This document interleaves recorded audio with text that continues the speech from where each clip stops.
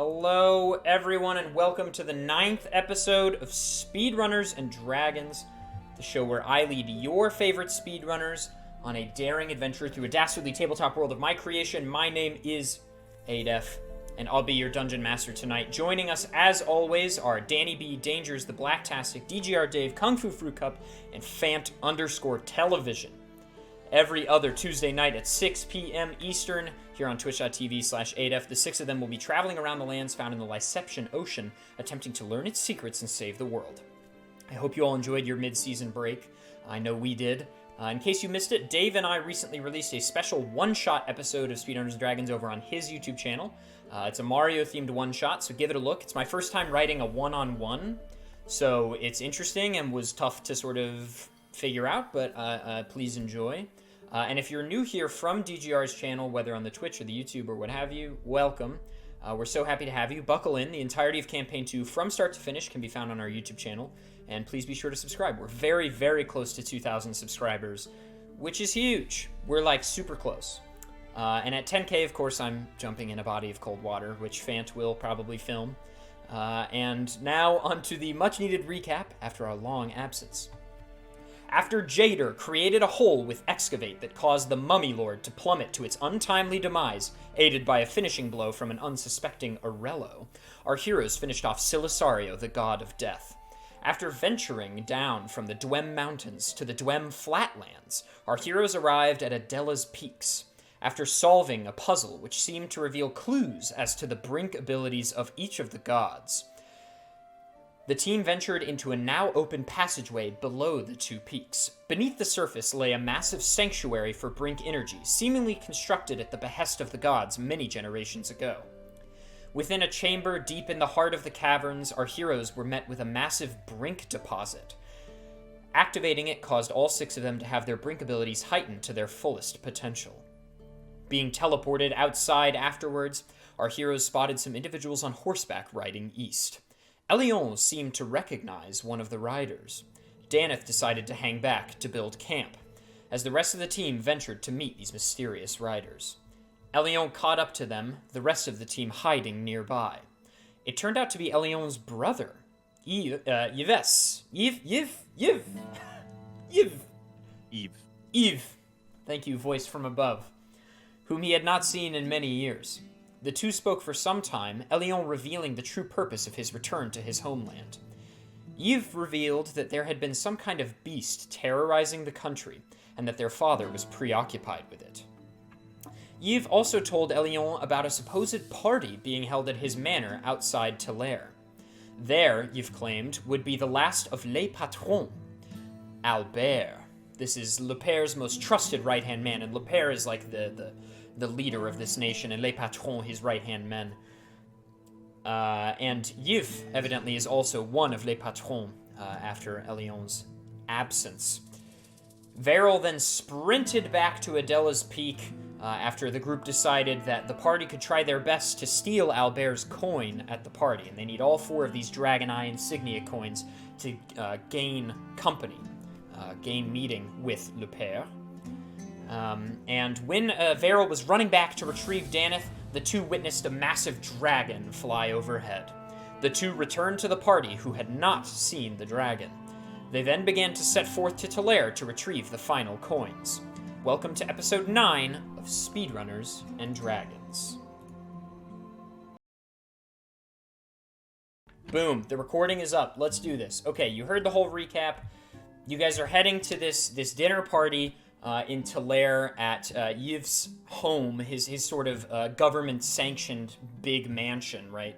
That he's been provided as one of les patrons. And Vaeril and Danath have just come back and asked you guys about whether or not you saw a dragon, and you said no. And also, Elion, something that I want to do that I'm just going to retcon it was intended for, I think, for Yves to hand you his coin when he invited you to the thing, but that never happened. So we're going to say that at the end of your conversation, he handed you his coin. Sure. So you have 3 of the 4. Right. Sound. Sound? I'm going to assume that means nothing. Yeah, everyone has saying you sound. Okay. Oh, You can't be scaring me like that. I think they were just elated, like, oh, sound, yay. Okay, because you can't be scaring me like that.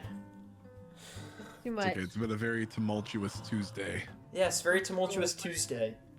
Indeed. That's what they call it, Tumultuous Tuesday. Taco Tuesday is out.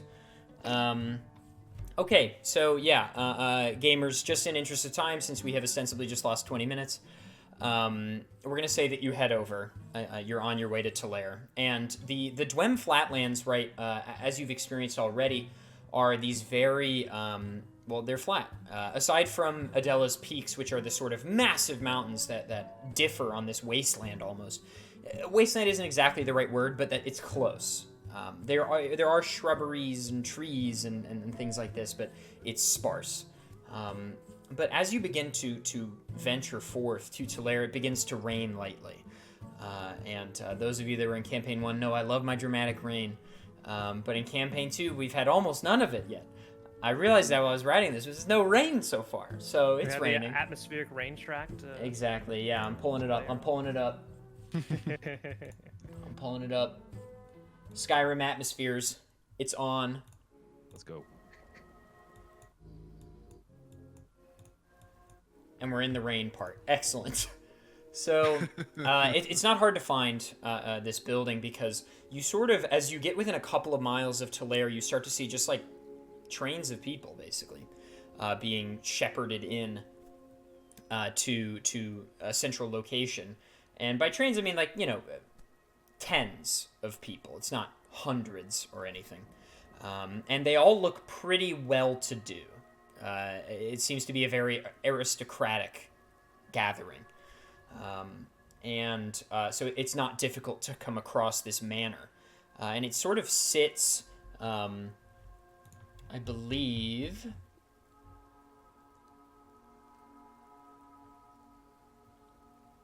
So it's on this big hill, and the hill is surrounded by trees and this cast iron fence, very Gothic looking with the points and the swirls at the ends of the points, and more of a fence for show, because no one would dare intrude on one of Les Patrons' homes anyway, and this is sort of a home that has been passed down.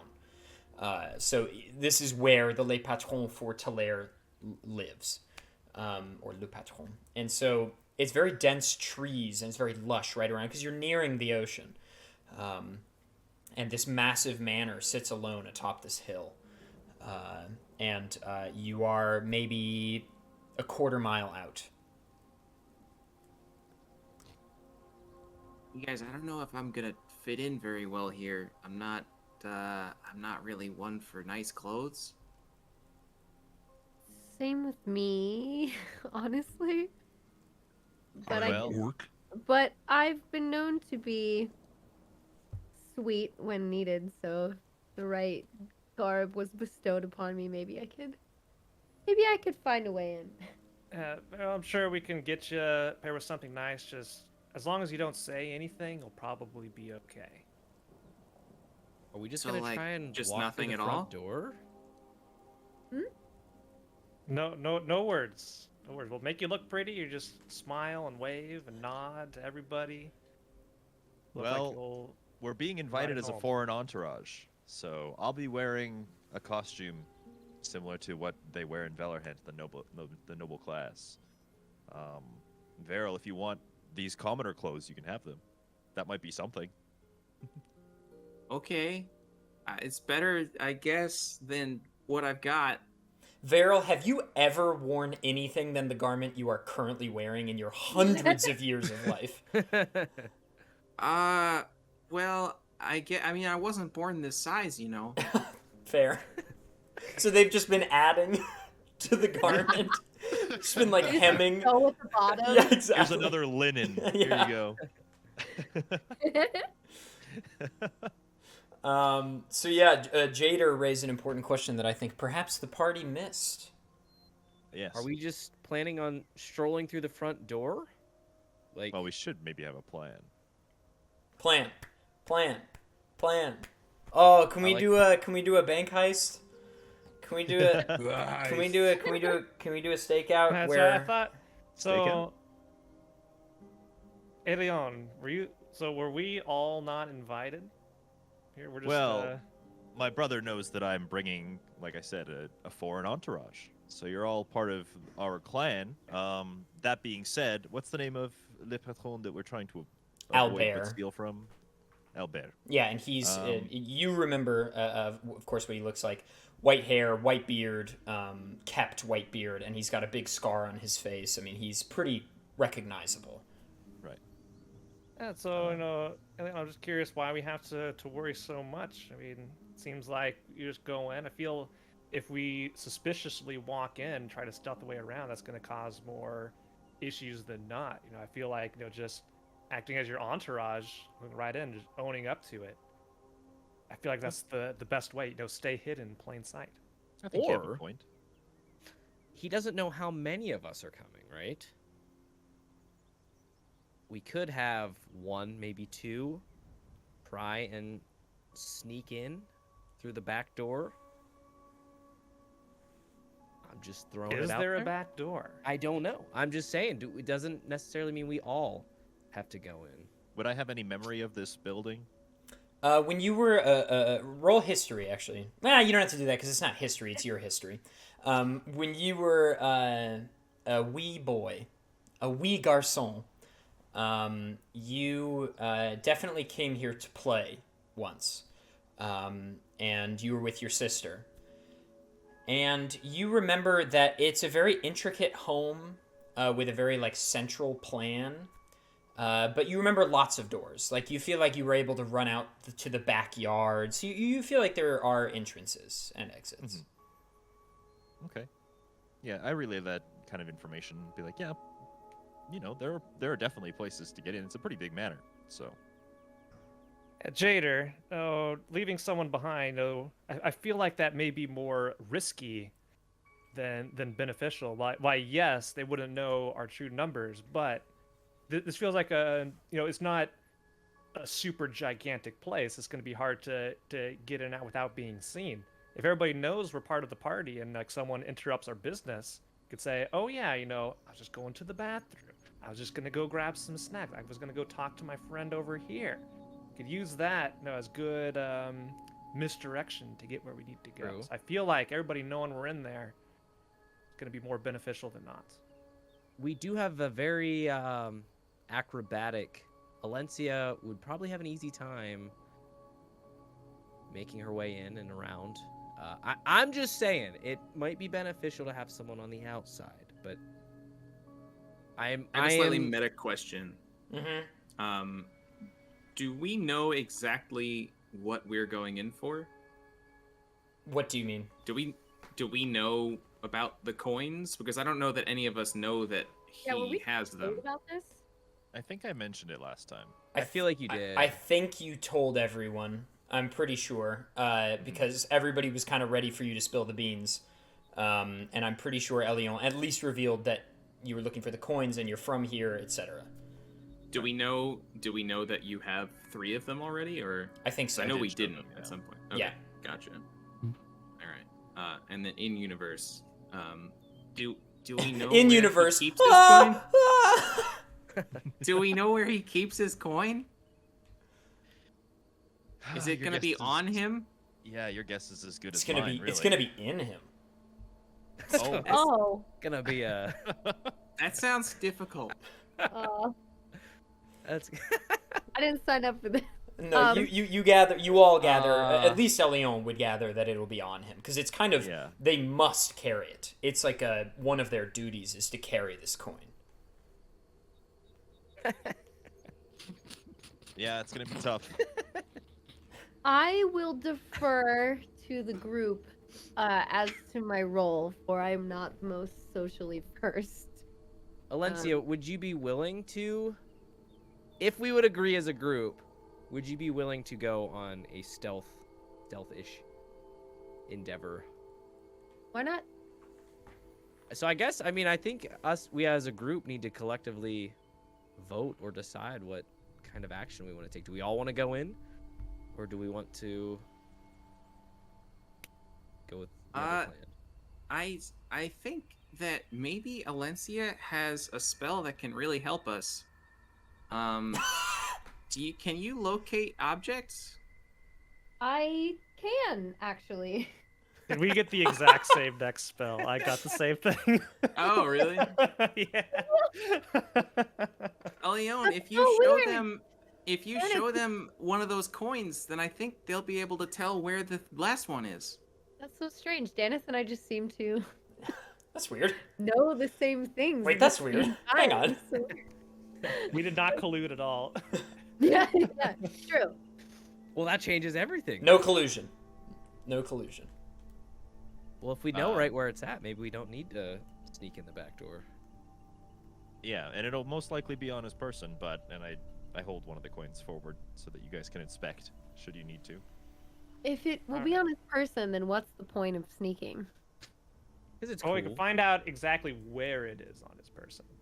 Yeah, In a you're not gonna know pocket? what pocket's in. You're gonna be digging your hands Yeah, in so there. we'll be able to find out where it is. That we could do a targeted. I'm gonna attack. tickle you, man. Hear me out. Hear me out. Okay? Hear me out for a second. Okay, so let's say we get the coin, right? And we're all in there. We've all been seen. We get the last coin. He finds out that we have the coin. He might shut it down and search everybody. But if we could get it off to Alencia, who is not known to be in there, she sneaks out. See what I'm saying? That can work. I think at least two of us can teleport also, which could be helpful. Dude, There- Vaeril's there over is- here. there Vaeril's over is here with a that, too. notepad. Like anytime someone uses a spell in combat, he's like, Yeah. Like, okay. I will say that it's time to make a decision. I think I can make some sort of distraction as well. And if the worst case scenario happens and I'm recognized, I have a way to get out of there. Don't worry. Oh yeah, give me your clothes. Okay. So we're all going together? Right here in the middle of the plains, in the rain. I'm going in I'm as just part of gonna- the foreign entourage. Jane, getting plain in the rain. Okay, That's I'm right. the only real question I would think. Should I hang back or do I come in?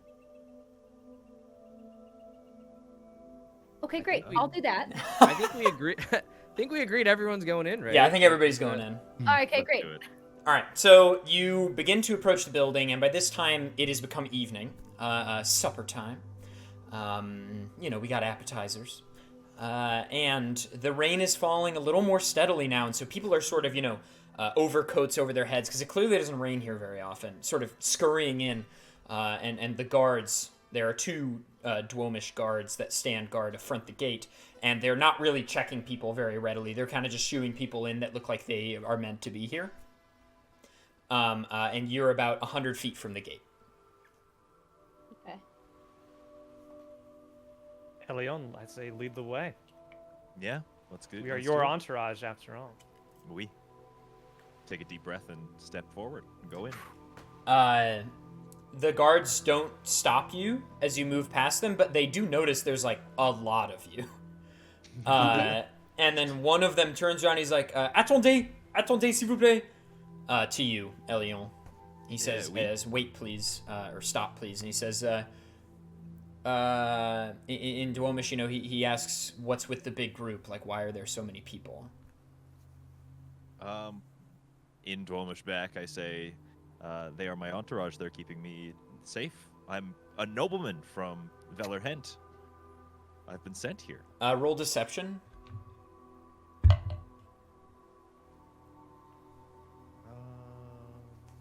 Where are my stats? 23. Yeah, he believes you. And he says, "Okay, oui, please enjoy." And Merci beaucoup. he says that in common because he presumes the majority of the group probably does not speak Dwomish. So he says, "Please I enjoy." can't believe he's just assuming these things. He's right, but Elwolf, do the best you can to be charming. She like tail rubs a guard on the way in. Like, Yeah. He really enjoys that. I would like to. He's like, he looks at you and he's like, and the other guy slaps him. he's like, Kendo much. I would like to tip the guard 5 gold, please. Okay. The same one that Elion spoke with? Yes. Do you say anything? I just tip my hat.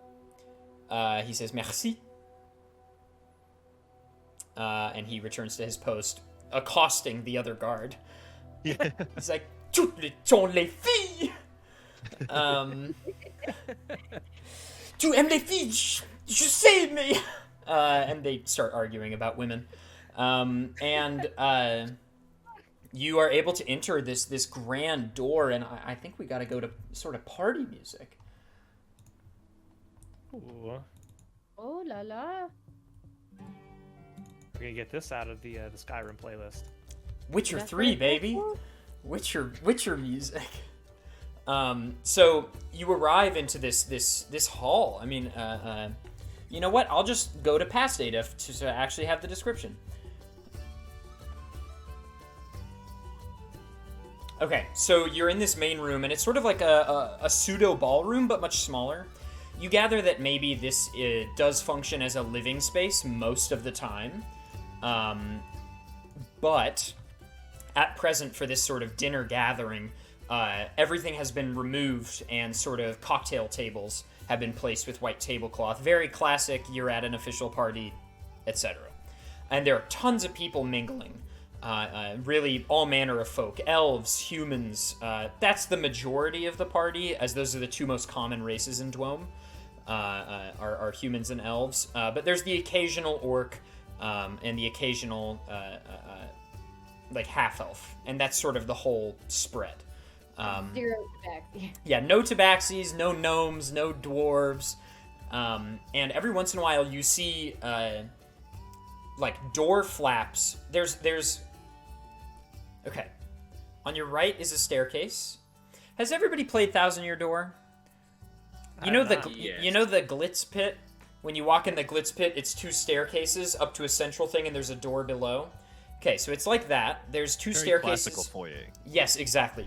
2 doors off to the sides. Staircase. Yeah. So 2 doors off to the sides, and then there. Perfect image to put in my head. I'm sorry, keep going. It's that, or like also Beauty and the Beast, like that sort of stair, but smaller. So, main staircase leads up to a door up top that you gather may lead to some kind of study or bedroom or something. And then below there are 2 main doors beneath the staircase, and then on either side of those, still inside the staircase, are flapping doors, and waiters are coming in and out of those flapping doors, and then there are another set of doors on the outside of the staircase. So it's doors on staircase. Flappy doors on staircase. Directly in front of you, main door. That Okay. that opens as waiters sometimes go in. It looks like the dining hall. Okay. So main doors, then doors to the kitchen, then staircase, Oh, then staircase. then another set of 2 doors. Then doors. Okay. And staircase goes up like that. Goes up like this. Yeah. Yeah, okay. So that's sort of the layout, and there are just all manner of folk just hanging out, talking shop and drinking, and they're all wearing pretty nice clothing, and you are definitely noticed. You're one of the last groups to arrive. Some couples do arrive behind you, but you're sort of amongst the last few. There's probably 50 people here. Is there a Whisper music to ensemble? Elion. Is there a music ensemble? Yes. There is a man playing cello, and there is an elf woman next to him playing flute. Okay, good to know. I whisper to Elion, do you recognize anybody here? That's a good question, Vaeril. I look around. Do I see anybody? You see your brother. He is standing sort of towards the left staircase, your left, so the right, if you're, stage right, whatever. It's the staircase on your left. He's standing near it, and he's talking to these 2 women, these 2 elvish women who are very pretty. Your brother's very handsome as well. I mean, it runs into family. And he's sort of schmoozing a little bit, and you recognize a younger noblewoman that you think it might be her, but you haven't seen her in like a decade. But you remember you had a friend growing up, Dina, and Dina was a close friend of yours, one of your only close friends, because her father was friends with yours, and you think it might be her. And then you do see Albert sitting at one. He's plopped up at like one of the tables, you know, a glass of champagne and some crackers in front of him, not really touching anything, sort of just looking around. And there are people at his table with him, but they're all talking to each other. Right. Albert is Le Patron, right? Yes. Okay. So is my brother, but yeah, I just say the guy we're looking for, he's over there in the corner. Right, well, I don't want to waste any time, so I want to cast Locate Objects. Sure. So I've seen the coin. I could look for similar objects of that particular kind, up to 1,000 feet. Does it away. just like does it become visually apparent? It So says he just gains the knowledge of where I gain the exactly knowledge it of is. where it is. Sense the location. If it moves, you can sense its movement as well. Okay, Mhm. cool. So there's two of them directly in front of you. Okay. So evidently, Elion is standing right in front of you. There's two on his person. There's the one in your hand, or wherever it is. And then you sense another on his person. You think it's near like an inner breast pocket. Okay. Well, I relay that information to the team, and it's like, it's gonna be tough getting into that pocket unnoticed. You have to do something truly special here. I feel distraction for the agents. And as you are talking, you know, you're sort of just in the center of the like entrance of the room, all just talking. A woman comes up to you, and she's wearing a uniform. She looks like she's maybe a hostess for the evening. And she says, hello, welcome, bienvenue à la fête. Can I take your coats? Some of you are wearing armor, so maybe that's not like what happens, but if you have anything you'd like to give me, I can put it on the coat rack.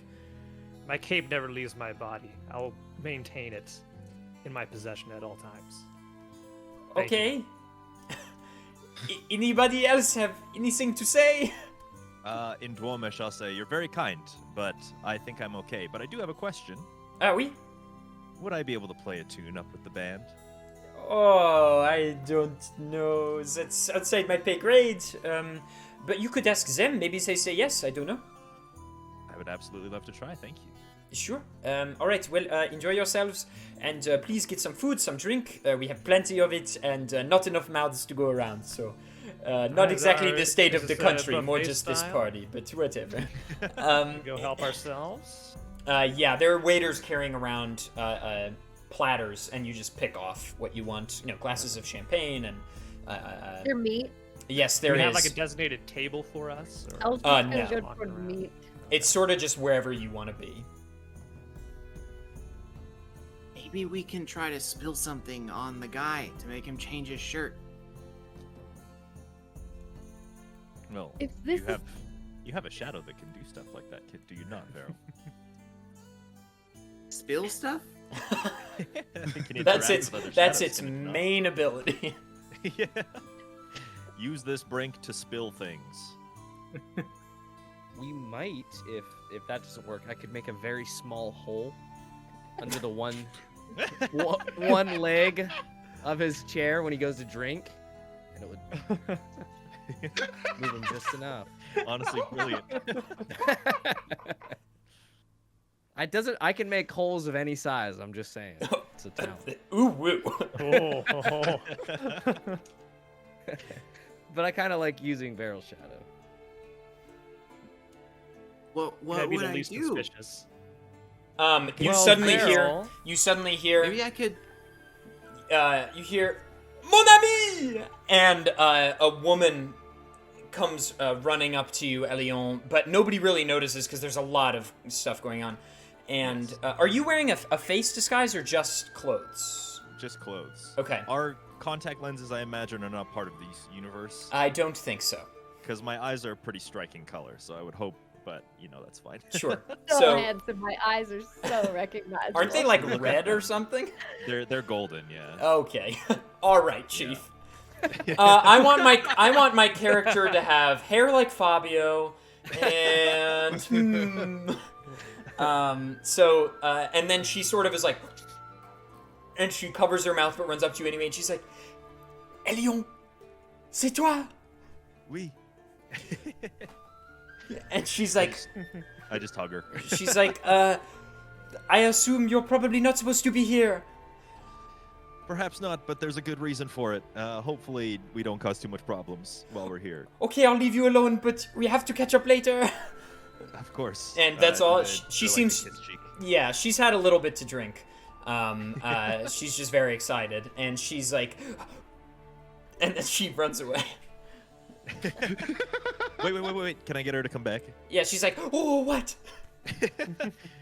We could maybe use your help if you'd be interested. Okay. Hi, guys. Je m'appelle Dina. Hello. Dina's lovely. I've known her since I was a Anybody- child. Is anybody reacting to Elle? Have they seen? You get some glances. Haddock and Elle specifically get some glances. Haddock is very imposing, and Elle is very different. Yeah. So yes, you get some glances, but nobody's like coming over to talk to you or anything. Okay.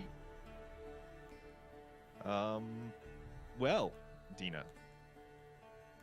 how cozy are you with Albert? How close is anyone with Albert?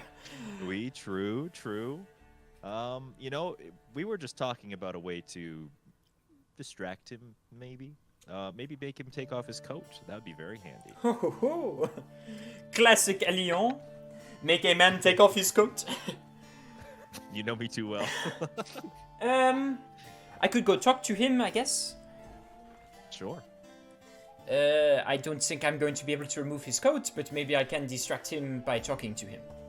Or maybe if you have a handy glass of wine that accidentally, maybe just... I can do that. All right. And she says, right now? Well, I'm going to go talk to the band. I think now would be a perfect time. Okay. She's just like, bye, guys. And she just walks over and finds the nearest waitress and picks up 2 glasses of red wine and walks over to Albert's table very confidently. And you see them begin to talk, and she hands him a glass of wine, and it seems like he's thanking her, and they begin to talk. Sure. Okay. I would like to make my way over to the band then. Okay, what would everyone else like to do? I'm getting within, probably 20-30 feet to the situation over at the table. Okay. Or There's an standing adjacent. To be ready to just monitor what's going on in case he moves fast. There's an I'll, adjacent table I'll that go. is missing a few people that you could stand at. All right, yeah, I'm gonna go in there and I'm just like, how high is this table? Taller than you. Okay, so I'm just by the table, it's just like on my tippy toes. I'm gonna go with Danath and pretend. to Anybody have got a box around a here? conversation? Sure. I'm Yeah, go ahead, Haddock. I was actually gonna mosey over towards Elion. Some episode 1 vibes of like protecting him as we Sure. view the concert. So the two of you start going over there. Jader and Alencia, what's your plan? You could always go talk to the guard. I know. Doesn't really know what to do with herself. Lovely question. Jader, So you just sort like- of you notice that as people are starting to disperse, Alencia looks a little flabbergasted. Yeah. I will stick by Alencia and offer her Company. company. That's the word. Yep. Great. Um, so What do I do with my hands? what do I do with my hands? Okay, so Alencia and Jader, a man walks over to the two of you. Vaeril and Danath, there are a couple of people at your table. They look like noblemen from Dwome. And we'll start with Elion and Hadak up at the band. Okay. I just approach them and I say, "Good evening, gentlemen. How are you doing?" And they're not from Dwome, surprisingly. They say, hello. It's nice to hear a little bit of common, actually. We're good. How are you? I'm great. I'm a nobleman from Velerhent, and I've actually brought my guitar with me. Would you mind if I join you for a tune? Oh, well, you don't seem to have the Velerhent accent, but many in the city don't. I don't judge. But we're actually from just outside Velerhent. Oh, great. This is my partner and I. And she waves. Pleasure to meet you. And he says, what would you like to play? We're more than happy to accept a guest. We're being paid very well this evening, and I've had quite a lot to drink, so for some reason the idea of a stranger getting up and playing with me isn't that odd. Well, Le Patron, they would pay well for an event like this, so... Yes, they would. Good on you. Good and on they you. do. You play, and I will follow you. Don't worry. Very well. Something up or something slow? Let's make it exciting. Very well. And he looks at the woman, he says, "Darling, how about La Bombasta in G?" And she's like... and he starts playing this, like, this loud tune in a very high key of G. And as high as the cello will go, and she follows in the flute in this very fun, uppity tune. La Bombasta is what I just came up with, so that's what it's called. Sounds very festive. And you're able to follow quite nicely. It's really fun to play. Yeah. So Nice you upbeat. you are now Really playing, consider- and I presume there is an ulterior motive to this. There sure is. Yeah. Okay. Would you consider this tune to be an enthralling performance? I would. Excellent, great, because that's what I'm going to cast. So, if you remember enthralling performance from the very beginning, actually, if I perform for at least a minute, I can attempt to inspire wonder in my audience. I can choose a number of humanoids within 60 feet who watched or listened to all of it. I think the charisma modifier is what determines how many people I choose, which is +6, so 6 people. And they have to roll to not be charmed. Okay. So I can choose. I'm kind of like, I don't know how like tricky I want to get with this.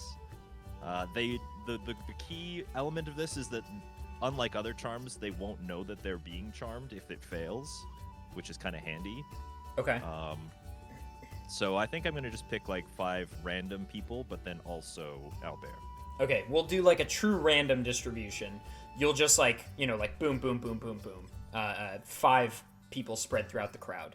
And then Albert. And I'll roll for all of them. All right. What am I against? You are against. Let me just do some maths. It's been a moment. 17. Okay. First one fails. Second one succeeds. Third one fails. Fourth one fails. Fifth one fails. Albert, literally nat 20. Oh man, Oh. that doesn't surprise me. So you inspire 3 of them. So 3 of the people are truly inspired, and 2 of them are just enjoying the music, and Albert notices, but doesn't take too much heed of what's going on. Right. Gotcha. Ooh, do you have a thing that you just got, right, from your Fey Wanderer, where you can like transfer a failed charm to somebody?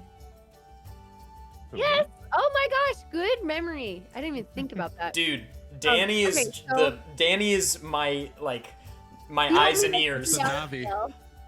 It's I know. a Navi. Hey, Okay, listen. so Elle can be watching. She has Beguiling Twist, which is I have advantage on saving throws against being charmed or frightened. In addition, whenever a creature 120 feet or less from you succeeds on a saving throw against being charmed or frightened, you can use a reaction to force a different creature to make a wisdom saving throw against your spell save DC. If it fails, it's charmed or frightened by you for a minute, so it would be charmed by me. Okay. not I bad. can So roll since that. it's a different creature, 2 people succeeded, right? Uh, 3? so Yeah, out of or the no. out of the 6 people, Albert and one other person. Gotcha. Yeah, I so we'll think. use the So other 4 person. commoners. Yeah. Yeah, so we'll use the commoner that succeeded to transfer it to Albert, because it's got to be a different person. I think Fu said it was just against her spell save. They just re-roll. No, I mean, like, when somebody succeeds against an existing charm, You can use reaction. then you can make somebody else yes. try to get charmed. force a different creature to make a wisdom saving throw against your spell save. Oh. So I'm like, okay, you didn't get charmed. I will transfer it over to you and see if you. So get instead charmed. of Albert, it's someone else. Well, we're gonna use the someone else opposite. who didn't get charmed and try to force that back onto Albert. Oh, interesting. So he has to roll twice. Yeah. Yes. Okay. I got it. What's your spell save DC, Fu? So, oh, that's searching in the wrong spot. Well, Yeah, Mayo in chat says it will, like a directed rebound. Cool way to put it. I Okay. hope it's higher than 20. Literally, God, roll 20 again. back-to-back nat 20s. Oh well, Okay, no. Albert. Jeez, Albert does not want to be charmed. He's just so angry all the time. Very grumpy man. Well, it doesn't matter. Okay, It was a good try. like a I 14. like the idea. Yeah. I never roll So- nat 20s, so that's fun. The 4 Well, we that got to got try that, charmed. though. The 4 that got charmed, they idolize me now. That's basically Oh, good. what happens. Like Okay. Danath of yore. Yeah, exactly. Right. Which I might use to my advantage. Who knows? Sure. Maybe. They are enthralled. They're drooling at the mouth at you. They're so pumped. They're like, oh, Elion's here? I didn't know he was going to be here tonight. I love this dude. They don't actually obviously know your name, but anyway. We will pop now to Vaeril and Danath. There are just some people around you that look well-to-do. You can also just sort of wait for the thing to happen. It's up to you. Yeah, so I'm still looking up. I could barely see the table on my tippy toes. I was like, "Hello. What brings you here?" He's intentionally awkward. Has no idea what to say to the other people at the table. I'm Danath. You are? And they look around. Oh, down Oh, here. shit. Down here. Oh! I'm so sorry, I did not see you down there. Reaches over. It's just one guy that's decided to sort of converse with you. The others sort of just turn to each other. Would by any chance happen to have a box? Have a what? A box. No, I don't carry a box around with me. And who is... I'm trying to make this as awkward as possible for this other person. but He's really uncomfortable, and he turns to Vaeril, and he's like, and you are? I'm not supposed to talk. Okay.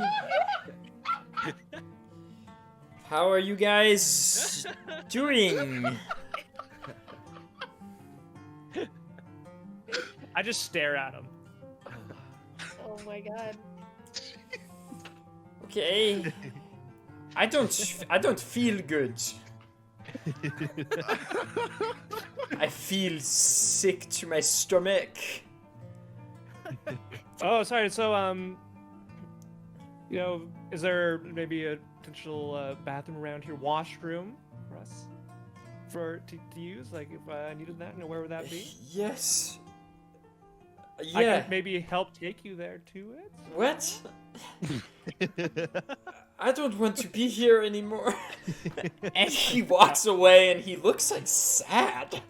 You've Now, drained I want to follow him. I you've- want to see where he's going. Is he going? drained the life out of this place? man.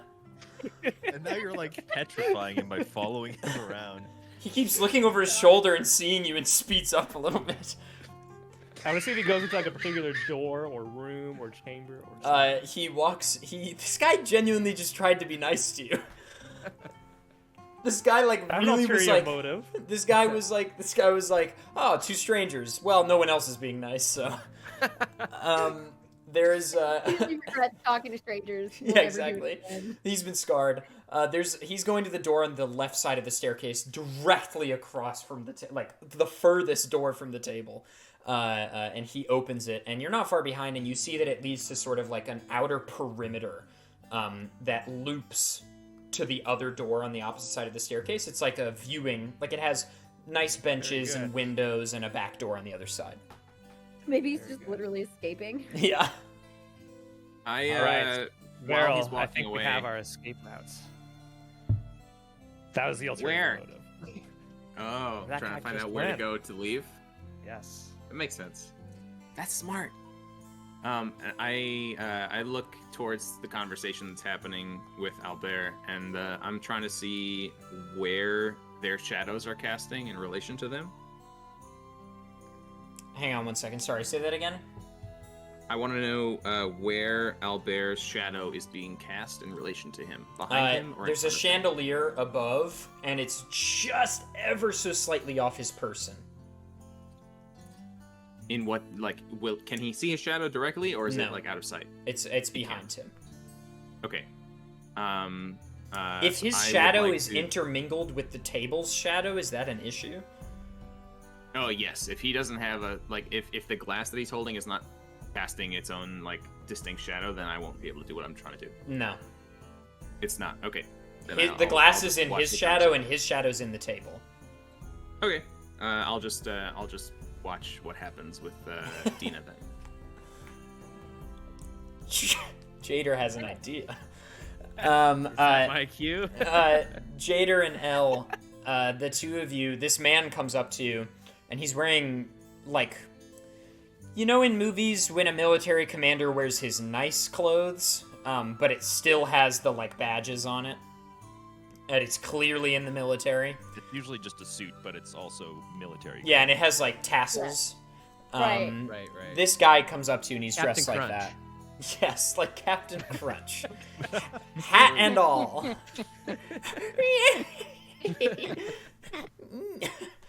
So this guy comes up to you, up to the two of you, and he's holding some bread and a charcuterie platter. And he comes up to the two of you, and he says, "Hello. I thought I would come over and say hello, as nobody has said so yet, and you're sort of standing awkwardly in the entryway. So, my name is Francois. It's very nice to meet you." Which now I'm realizing is a funny name because Francois literally comes from the country France. So, Francois literally means Frenchman. yeah. So in this universe, Francois is just a name someone thought of and thought was nice. Yeah. There you go. Hindsight's 2020. And he says, "My name is Francois. You do not look like you are from around here. Let me guess. He points to you, Elle, and he says, Releron?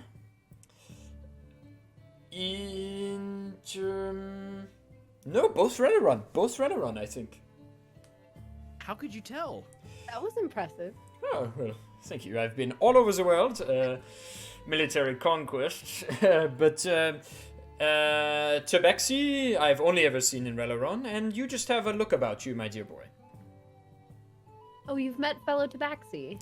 A few, yes, not tons. It's not a very common race, but yes. That's fair. I am Alencia. Nice to meet you. Alencia, the pleasure is all mine. And he looks to you, Jader. My name is Jader. You look more like Captain Crunch than anyone else.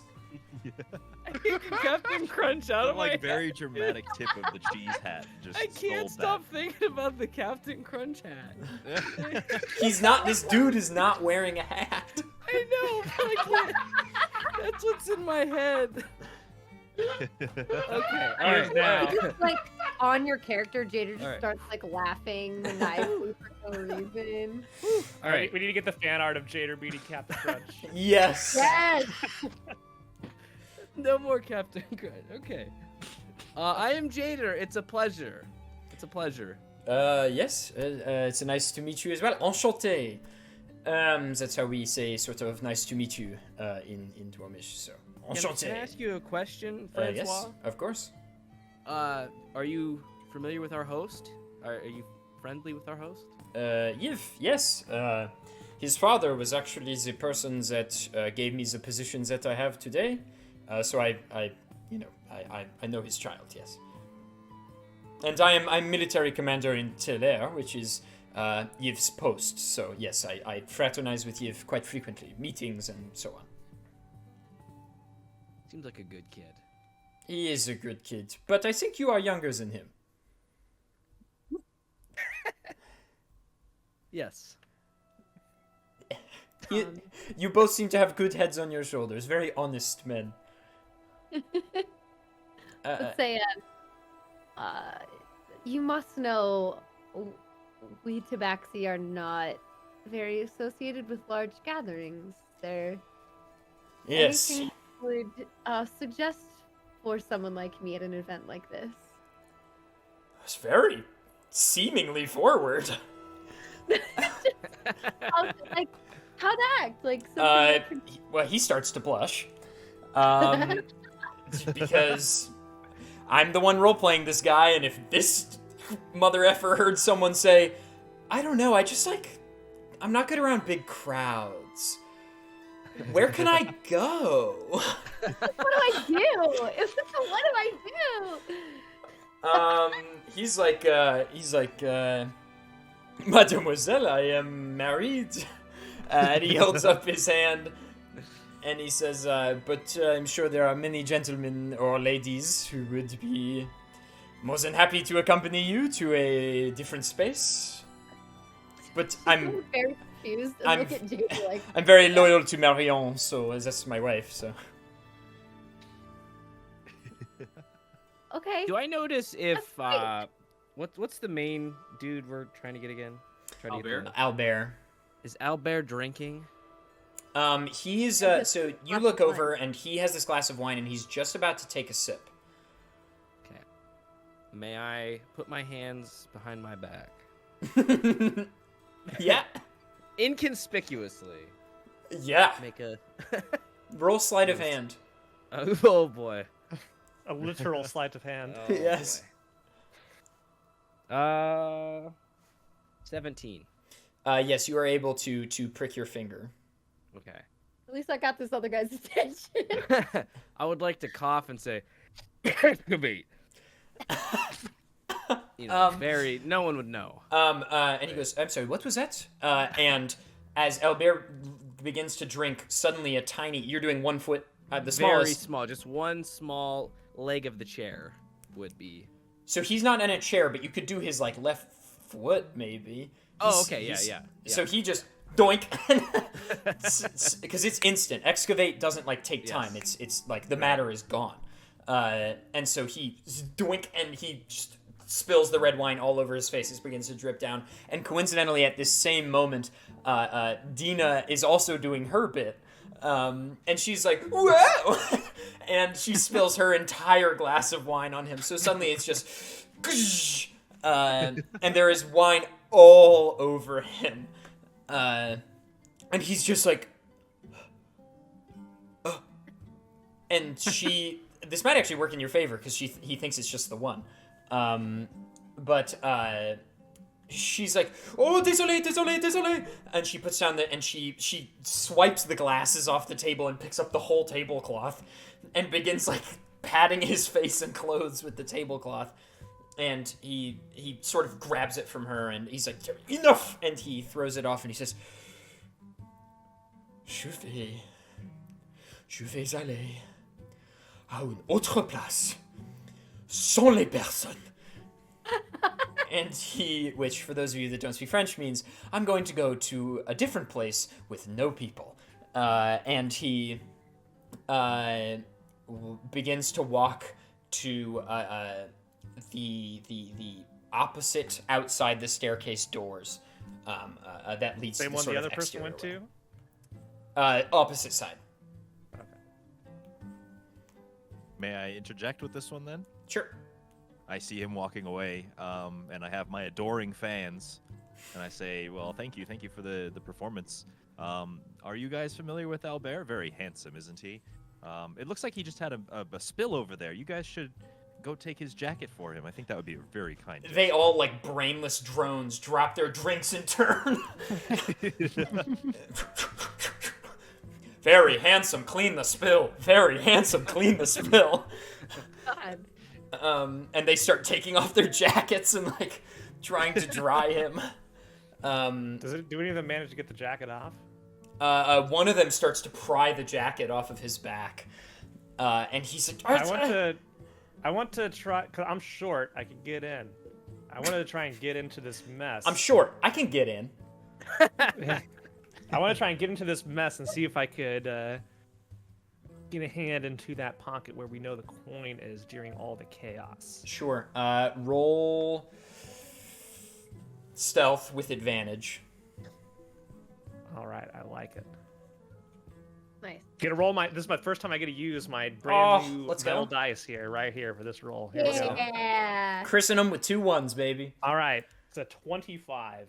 All right. You are able to definitely move freely, and now roll sleight of hand with advantage, please. Okay. I got a nat 20. Ow. You procure the coin, no Good problem. dice. Good dice. That was this one. This is the red one. Look at that. The jacket is being pulled down, and you sort of slip in quickly, hand in the pocket, and out, and you are gone.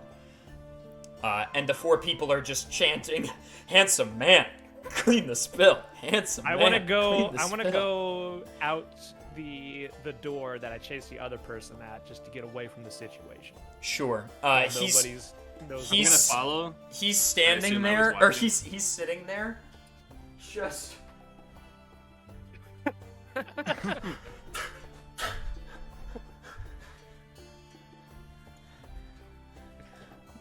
And he begins to run when he sees the 2 of you. All right. Okay. So, yeah. Do I make it outside to the balcony area with the? It's less a balcony and more. Well, it's kind of like a porch. It's like a back porch that then has stairs that proceed into the backyard, like a garden. When I get out there, do I see the other person we chased? He's running. He's just gone. All right. He's crying. He's crying. I whisper, did you get the coin? Mission accomplished. I just We need lost to the tell the coin. others. Yeah, we do. Can you maybe? Joe, I don't know too much about your brain. Can you maybe send in your shadow and get everybody's attention, or does it not work that way? I mean, I could just walk back in and tell them myself. I don't think we're suspicious right now. I'll stay out here. You go in. I'm just Okay. enjoying the fresh air. Okay, don't die. Elion, try it have you stopped playing? Yes. Have you stepped down? Yes. A very good-looking man in his 40s comes up to you, and he says, "Excellent playing, my friend. Merci. Could I steal you for a moment?" Sure. What is this for? I think it's pertinent. And you don't really detect any ill will or anything. Okay. Sure. And he pulls you over and, well, not pulls you, but you walk, and he says, into the study, perhaps, up the stairs? I look around for a moment to see if any of my teammates are noticing this interaction. It doesn't really look like anybody. Elle and Jader are sort of wrapped in conversation, and Danath and Vaeril are nowhere to be seen. But Haddock has been keeping an eye on you. Yes. Okay. Is it possible that I maintain eye contact with Haddock as I walk away? Never go to a second location with a stranger. That's right. Haddock, Yeah, what's your sort of plan of action? I'm gonna try. I'm an orc. Everyone can see me. I wanted to try to move a bit inconspicuously closer to where they would be walking to, maybe within earshot or something. I think roll perception, or actually roll insight for me, Hadak. Sure. At an 18. You think that everybody, for some reason, that has been paying attention kind of gathers that you might be a bodyguard for this nobleman. It's not uncommon for bodyguards to come in, but usually they're left out. But since Elion is from a foreign country, they think maybe he just doesn't know the customs or something. Sure. Then I'll just keep assuming the role of the bodyguard, but I'll keep about 5 paces away from Elion. Sure. Elion, this man leads you up the stairs and to these doors, and he opens it, and he asks you to enter. I do. And he turns to Hadak, and he says, I promise no harm will come of your friend. I'm going to attempt. Yeah, I'm gonna attempt to intimidate him. Why not? Well, before that, I wanna look on like the inside of the room for like any sort of like exits or windows, anything that might be. There's no doors. It's just a proper study that leads to some windows in the back with like a desk and lots of bookshelves. And there's a hearth. And then I'm gonna look over to Elion with the kind of like gesture of like, do you trust this? I nod. We should be okay, and if not, the door is right here. All right, I'll stand outside the door then. Okay. The man walks in and closes the door, and he walks into the room and begins to look at some of the books, you know, running his finger along the spines of them and some dust. He turns to you, Elion. He says, "Forgive me, I just didn't want to out the fact that you were in disguise in front of everyone, but I'm somewhat of an aficionado in disguises. It's pretty clear to me you're not who you say you are." And what gives you that impression? I'd really rather not say. Call it intuition. Well, that's very sly of you. So why have you pulled me aside then? Is it just to tell me that I'm in disguise? I'm just Seems a bit curious. silly. I'm a man that enjoys the interesting things in life, and when I see something as frivolous as this, I'm curious. Where are you even invited? You don't have a Dwarmish accent. Invites, asks, questions. These things mean little to those of us that just want to enjoy life.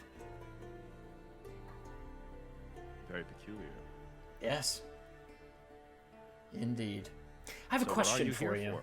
Yes. Well, to meet interesting people, like yourself. Okay. I have a question for you. Shoot. What do you think gives someone real power? What is real power to you? Is it wisdom? Is it connections? You would think that it would be fear, or trust, or both. Two sides of the same coin, no? We- An interesting response. You see, I like this question because it's like a test almost. The most interesting people give the most interesting responses. Your average person might say something like strength itself, or resilience, or love. But that's not really it, is it? It's a little bit more subdued than that. What real power? Somebody that holds sway over a room, a country, a nation. Whether it be from above or from below, it's about trust. I agree. That's good. What's your name, my friend? Elion. Elion. Well, it's very nice to meet you. What brings you here besides meeting interesting people? Well, if I told you that, I'd be telling you everything. Can't let me have the power, can you, with the trust? It's very good. That's very good. Well, Elion, I suppose it's only fair. I won't tell you my real name, obviously. That's a little bit foolish of you to trust me with yours, to be quite honest, but My friends call me the Left. The left. The Left. And It's a where bit does of that come bit of a nickname. Oh, it's just an old trick of mine that I use in scenarios like these. Scenarios like these, Oh, you know, intrigue, espionage. I'm not of saying which I'm... you seem to be very good. Well, yes, I suppose so. But regardless, Elion, it's been a pleasure, but I really must be going. Interesting. Just wanted to get stock. So I see. Well, if that be the case, I suppose we should go. I'll leave. Enjoy the library if you so choose. Sure. And he walks out very confidently of the room. And Hadak, you hear the door open, you look, and the man walks out. And he's wearing a... I guess I never described what he really looks like. He has white skin and deeply green eyes. Not to call on the green hand or anything. Just he has normally green eyes, not like the green hand green eyes for you campaign 1 people. And he's very handsome and kind of unassuming. And he wears sort of a similar garb to what everyone else at the party is wearing, just like nice dress robes. And he has on a hat, a pointed hat that sort of points on both ends. And there's some feathers in the cap trailing off the back. Very like buccaneer. Yes. And he tips the hat to you, Hadak, and he walks down the stairs, and you see him just slyly walk out the front door. Interesting. I'm gonna look, back in the room to find Leon and just kind of try to put 2 and 2 together. Did he get all he needed from you? I don't feel like he really got anything at all, except for my name. Who was he? The Left.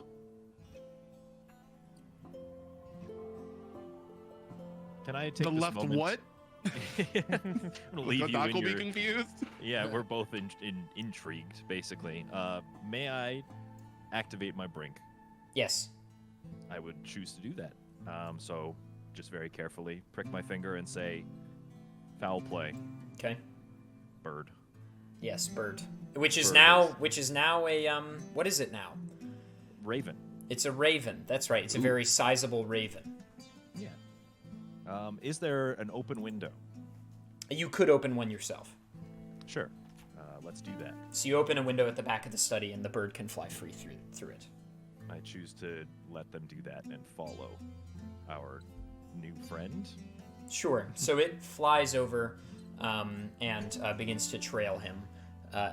It has to go fly to the front to do so, but it begins to trail him. Finds him, okay. Yeah. And you were seeing with Right. your left eye. Yes. And the left. Oh! And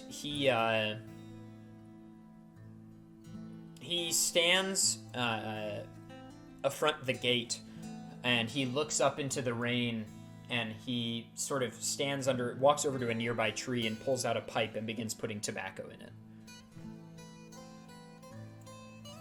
All right, interesting. How many characters can adef add to the story? How many loose ends will he actually remember to tie up? Who knows? Will the anti-Brink coalition ever come back? Is that even what the C stands for? Literally, who knows? I want to land on him, but I don't know if that would be too conspicuous.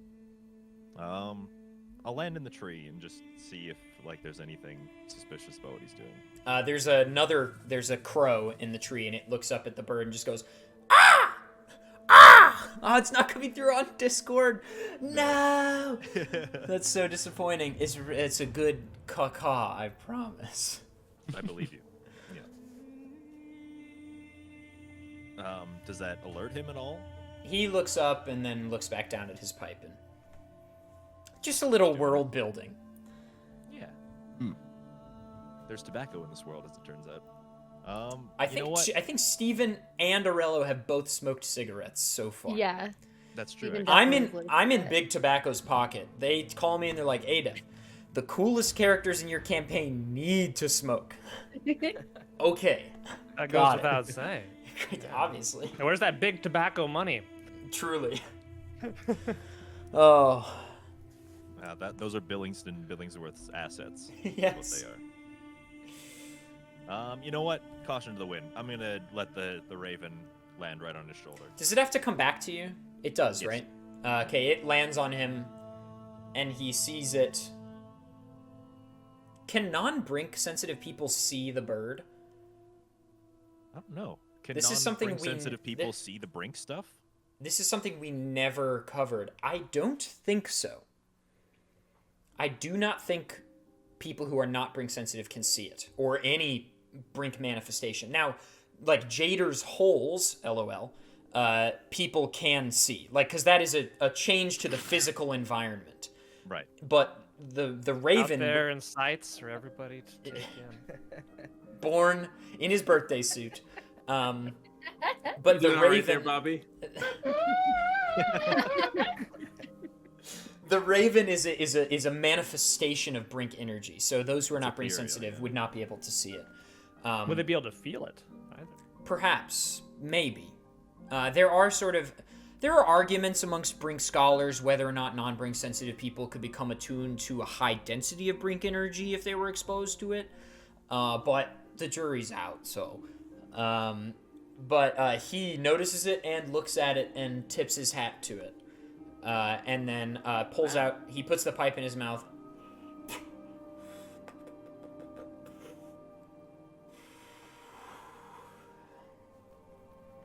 He stamps out the match. All right. The bird coughs because he's got a puff of smoke blowing in his face. Right, the bird breathes. For the sake of the bird acting, I guess. Sure. And then is scared by that and flies away. That's the headcanon I'm going with. Okay. And that's what we're sticking with. Okay. Let it come back through the window, I guess. All right. Let's go to the others. Elle and Jader. Talking with Yeah, we'll say that contemporarily these conversations have been happening. And the guy basically at some point, he's relayed that he was in Releron. He went into the jungle on a recon mission in his early days in sort of the special forces of the Dwomish military, and he loved it and was in awe of the land and thought it was a shame that they would ever be at war. Which they're not presently, but they have been. And he sort of, at the end, he hands you the charcuterie plate because you've been eyeing it. And it's got salami and pastrami and summer sausage. I'm gonna be like really picky about one or two types and be like, Sure. and then like kind of wolf down the others, and I can like, be like, oh Jader, I'm sorry. Do you want any? I wasn't hungry anyways.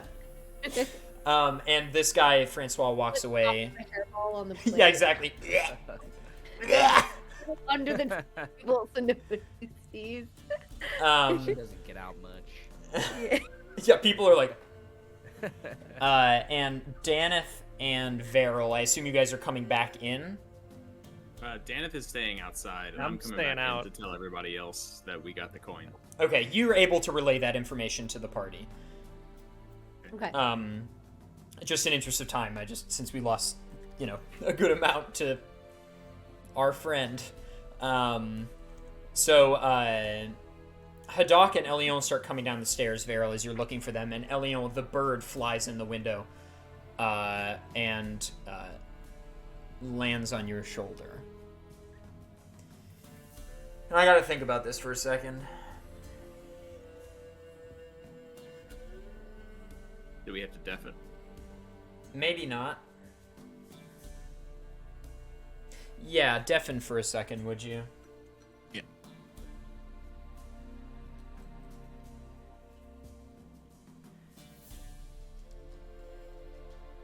Elion, something happens that hasn't happened before. You feel like the bird is only telling you a half-truth. whether intentional or not, this man has a brink, but whether intentional or not, he's like shielding it from you somehow. Interesting.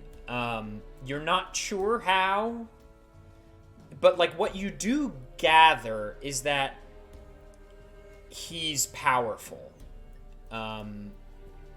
And you can ascertain, due to the fact that he's able to do this, that the bird ascertains that he has a lot of brink energy. But what his brink ability is, you do not know. Interesting.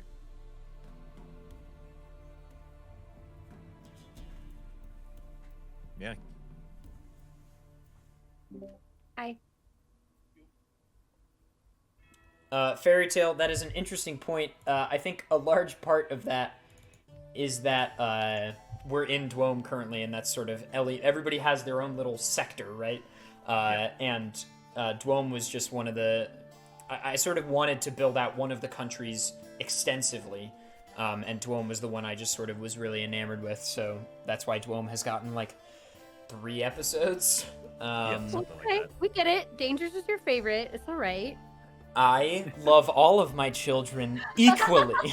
It's a lie. Hey, Jader's the one who got the sword that's like bitchin', all right? That's true. That's very true. Jader did get the invincible sword. It's pretty sweet. I'm not gonna lie. Yes, Elion Haddock, you come downstairs and Vaeril sort of conveys to you that you got the coin, it's time to go. And Elion, as you're walking out, Yif grabs your arm. And kind of catches me by surprise, but I turn around.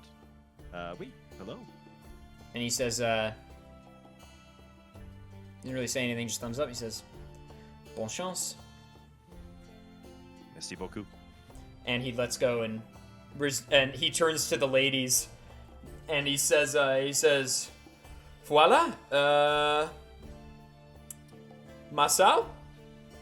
Yeah. Which means my room. And they're like, woo! And one of them's like, no. And one of them's like, oui. And he's like, and they go off, Like, but you go get him, Eve. yeah. But then you hear her say, she says, actuellement, and he turns, he says, what? And she says, in Dwoma, she says, I've heard you have a lovely garden. And he says, oui. And Yiv and this woman begin to walk towards the backyard. And the rest of you presumably exit through the front, no?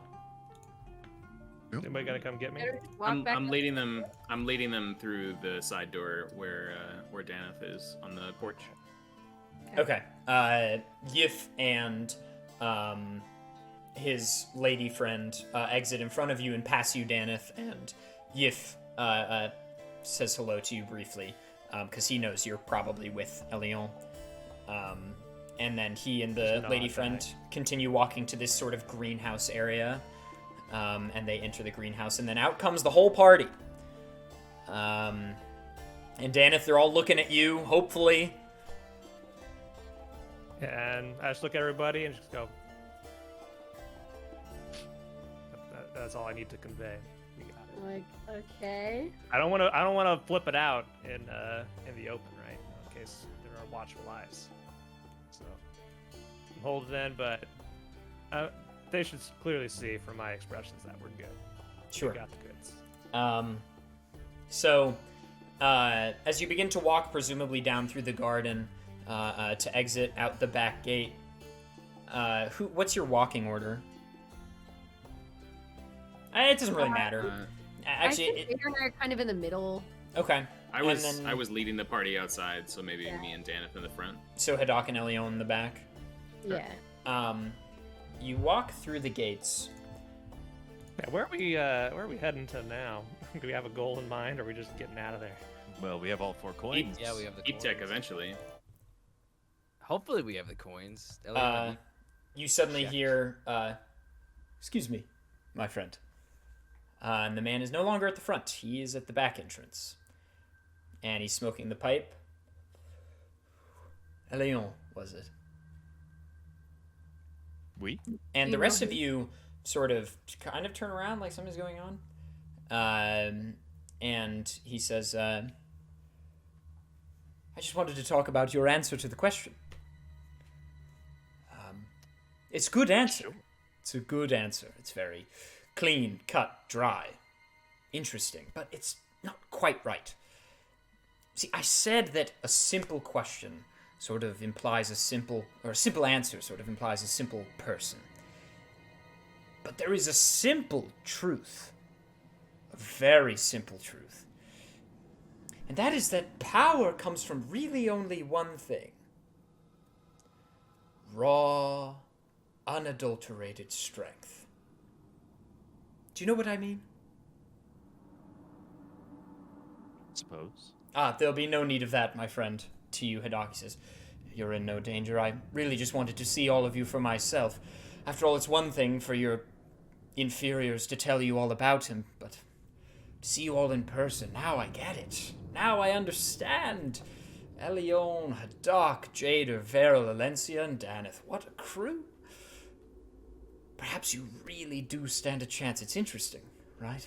Strength, knowledge, power. Can you just spit it out already? Got places to be. Shit!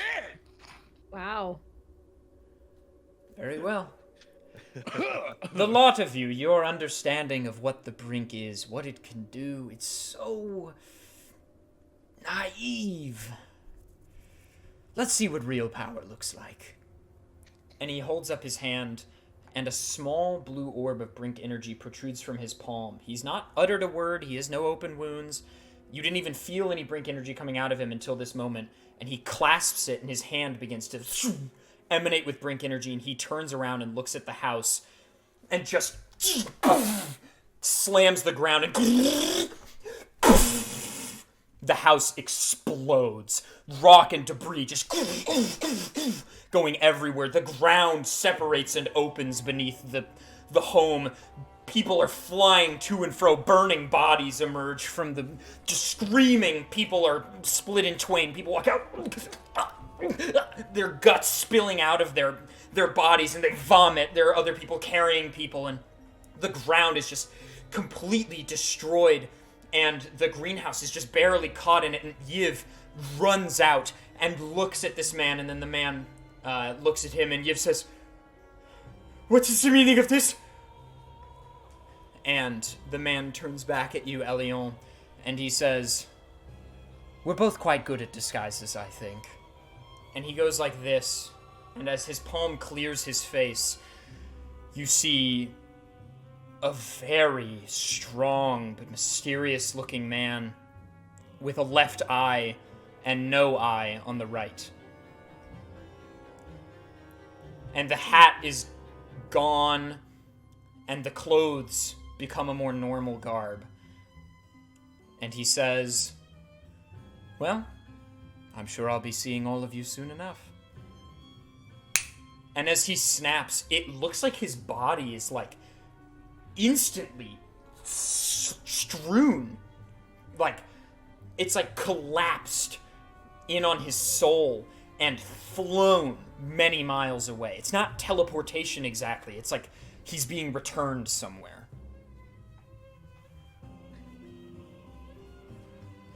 Okay. I rush to Eve immediately. Yeah. I say, "Are you hurt?" What? And Eve says, "What is happening? What is this?" Was that your alien? I was just gonna ask that, Vaeril. You mean the chief of the gods? Can only imagine that he could do that. Are we screwed? No, we'll be fine. In the background of this, I'm just gonna go see if I can locate any savable people. Sure. Region. You go in, and the residual brink energy emanating from the epicenter of the blast. I mean, it really looks like he sent his brink energy into the ground and it traveled along cracks and then burst at the house.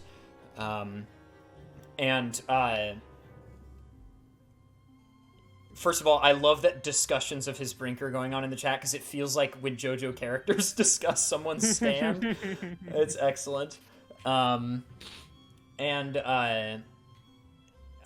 you find some people that you're able to sort of pull from the rubble and tend to their wounds a little bit and, ferry them off. And Say, like, just a meta type thing. That guy we stared off and got the hell out of there. Better be thanking us. Avoiding all this. I hope we see him again in the future. Reading the newspaper the next day, like, oh shit. Oh damn. Oh my god, what if that guy did it? You and your He had that crazy look in his eyes. you and your big mouth, Danath. Might not have happened had you just let him talk. Danath laughs. Now there's dead people everywhere. Flexcavate. A hearty laugh. No. That's good, Bobby. Flexcavate. But yeah, just devastation, and Yiv is beside himself, but he snaps to and realizes his duty as the lord of this land. And he looks at Elion and he says, "If you and your friends can spare maybe 10 or 15 minutes to help me, that would be excellent, but you really got to go because the guards will be here any moment and they will know you." We. And so he asks this of you. And it's up to you guys what you want to do. I think we should. I'm down. We just witnessed that all together. I think we need to Yeah. They need help. help. Yeah, so Yeah, we're helping them. I do have a question. Yeah. The coin I stole, was that the only one on his possession? Yes. Okay.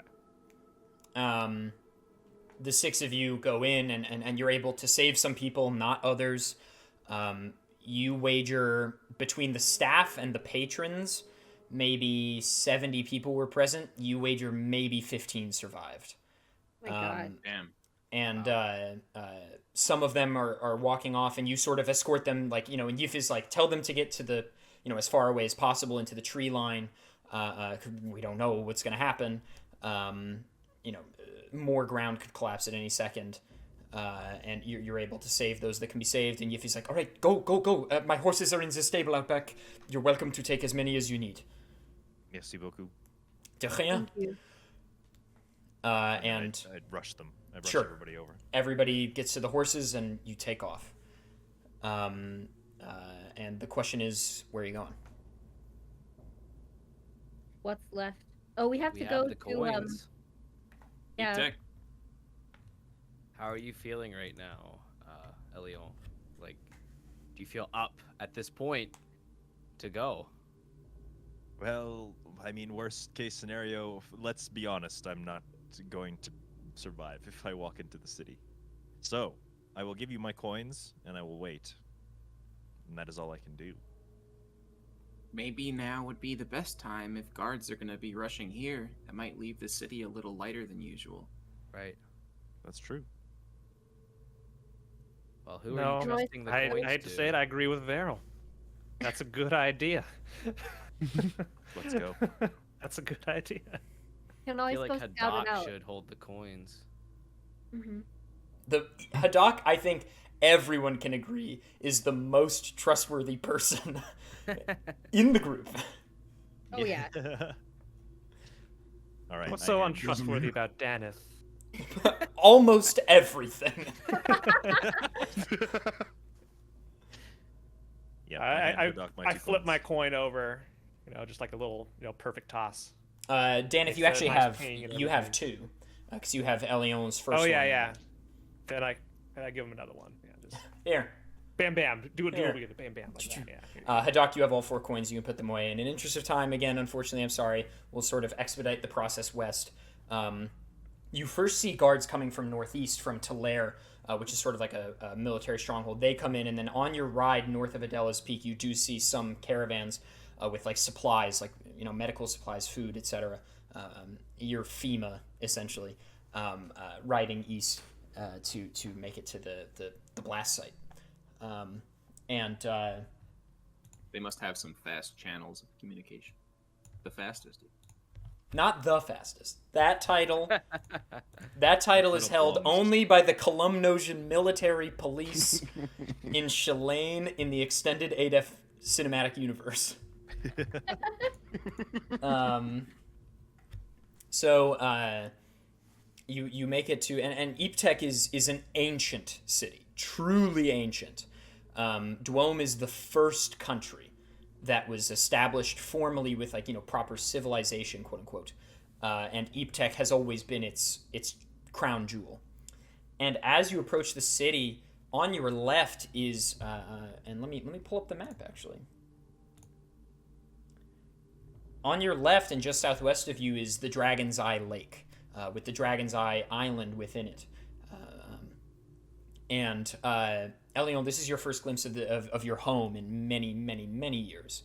And it's weird to see it. It looks exactly the same, but it is strange. And it is this ancient city built of all manner of brick in many ancient building styles. And some more modern to that time at least, building styles. And it's a large city. I mean, not quite as large as Velerhent per se, but it's big. And by the time you arrive, it is like late morning, and the sun is starting to beat upon your backs. And you're essentially at the city gate for what it's worth. Okay. Elion, you're staying outside, correct? It's perhaps the safest thing I can do, but I can at least bring my eyes with you. And the bird that was on my shoulder flies to Vaeril's and perches there. Okay. Would you like a hole to stay in for comfort? Well, that's quite generous, isn't it? I would love a hole to stay in. How nice. Oh. Will it help? Oh, I'm still on the map. camouflage. Thank you. Perhaps. Yeah. Unless, can I see anything around, like somewhere that I can kind of stay low for a while? There are plenty of trees around Eeptech, and you know the land. I'll save There are my spots. holes, then. There are spots you okay for marriage, or and you can there are plenty of spots for you to veg out. The offer stands though whenever you need it. There you go. I will ask. Holes. I got holes for $4.99. I got holes for $6.99. It's free real Well, estate. Yeah, I want to go up to Elion before we go separate ways here. Leave for hopefully not too long out here. Is there anything pertinent we should know about this place, Elion? You know this better than all of us. Well, the family, Le Patron, they are essentially a criminal organization that runs the city. That's what our family does. They've ruled authoritatively for a long time. So These coins will truly help us with that. they will grant you access to see my father. Where do we need to go? Elion, you know that your father, as in his extravagance, he and his fathers before him live in like the city center, manor. Yeah, an estate of some kind. Yeah, it's actually at the back of the city. Pardon me. Either way, hard to miss. The wealth disparity in the city, shall we say, huge. Yeah, I mean, think like The Godfather, but if The Godfather were president.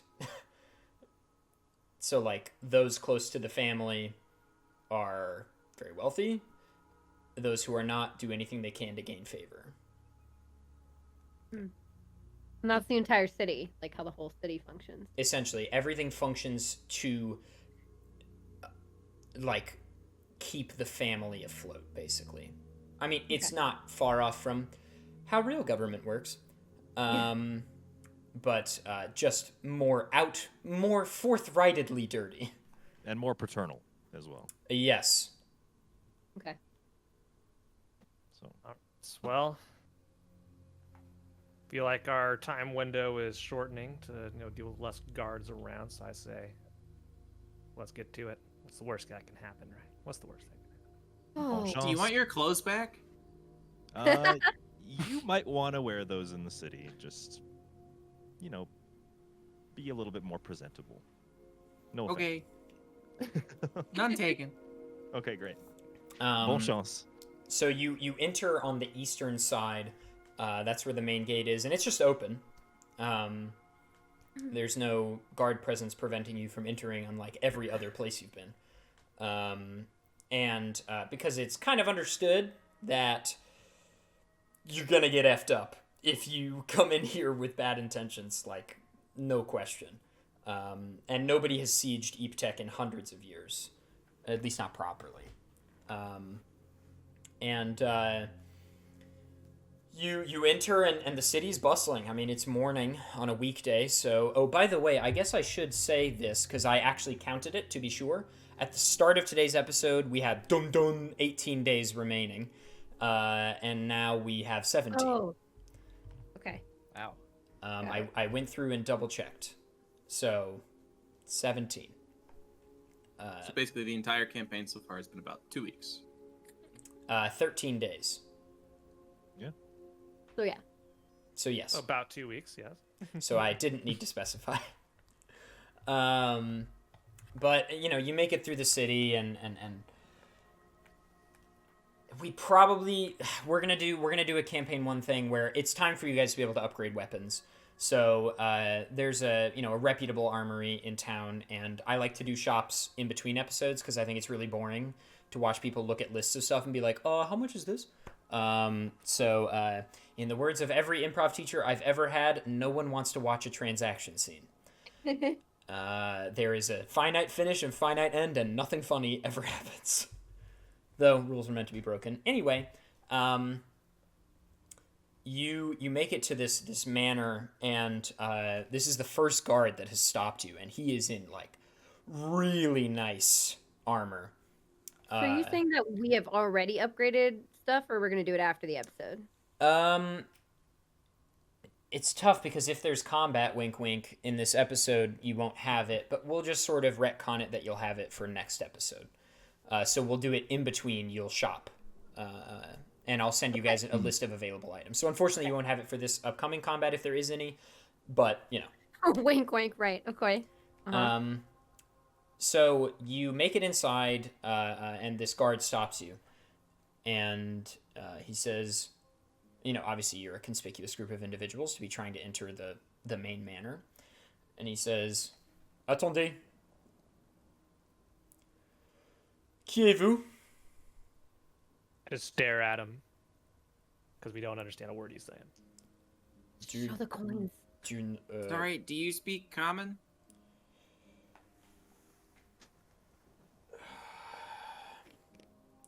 Un moment. And he goes inside and he pulls out a different guard. And this other guard looks like kind of tired. And he comes out and he says, oui, you need someone who speaks a common tongue. Yeah, we're here to see the guy in charge. And he just stares at you. And I nudge Hadak. The coins. Right. These. And he looks at the 4 coins and he almost lets himself be known. He almost lets it be known that he's very shocked to see the 4 coins. And he picks them up and holds them, puts them into a stack.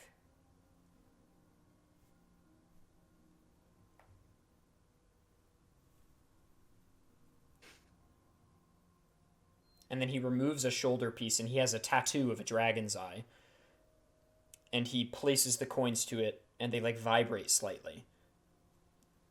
And he pulls them off, puts the shoulder piece back on, and he says, You guys have two-factor auth on those. That's pretty cool. What is your mother's maiden name? And he hands you the coins, Hadak. Hmm. And he says, "Suivez-moi. Follow me." I think that's follow. And he begins to walk inside, and you can follow him. Should we all go? Okay. I work my butt off for that last coin. I'm going. I want to see what happens. So the six of you enter, and it's more humble of an interior than you were expecting. It's very like, has anybody seen Clue? Yes. It's very Clue, like at least the main entrance. Lots of wood, lots of like knight statues, lots of wood, just lots of hardwood everywhere. Hardwood floors, wood floor molding and crown molding, with like, a blue painted wall in between at every, wooden staircase. It's very elegant, but it's very one note almost. Ella's both very impressed because she likes all the wood, but she's also very sad that they found so many trees. It is a lot of trees. This is a huge house. And you make it to this door to a study. Second study. Any family pictures on the walls? There is an oil painting in the main hall that you saw, and we'll say Jader, you saw it. And it is a taller man. Oh boy. Time to consult the tomes.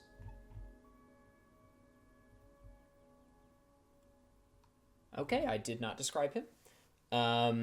Just a very stern-looking man with short hair, and like kind of golden eyes, like Elion's.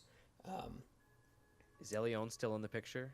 There is a young boy that looks quite like him, and then there's a boy. Is Yif older or younger than you, Elion? Younger. They're both younger. Yeah, so a younger boy and then a very young girl standing there, and there is a very gorgeous woman behind them as well. And you make it to this door to this study, and the guard knocks in a very specific pattern. Twitch chat will hear this. And the door, it's not really important for you guys to hear it. It's not going to become relevant. But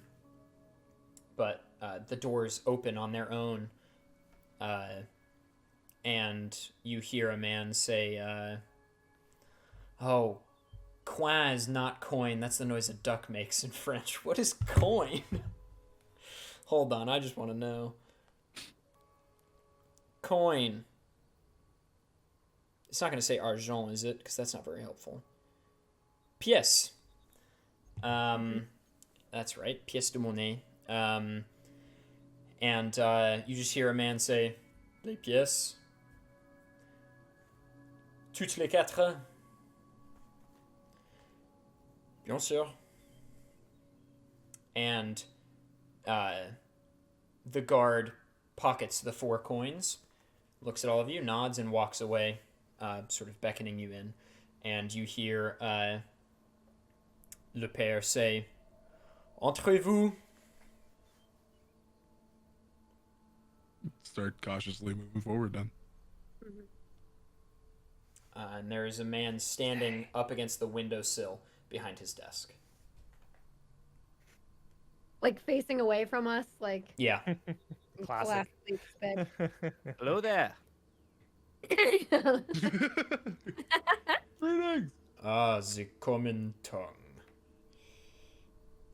You know, is half expecting my son to be with you. Who would that be? Let's not play games, mes amis. Mes nouveaux amis. We did meet one of your sons, Yves. Is that correct? Yeah, we were at his house when it exploded. I'm not talking about my middle child. My eldest, Elion. Never heard of him. Then you would know his reservations for not showing himself here. Haddock spills the beans. Wow.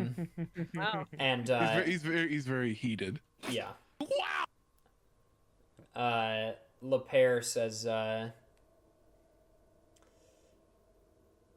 yes, well, with the coins, I can do nothing to him. He gains passage nonetheless. That's what the coins are for, no? And he's turned around at this point. He's looking at you. Well, out with it regardless. What is it? We're not here to waste time. Vaeril, why do you explain why we're here? Oh, boy. Okay. So last night, actually just a few hours ago, we were at your son's house, Eve's house.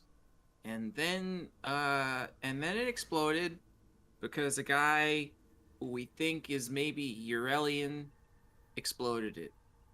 And we're trying to stop that from happening basically everywhere.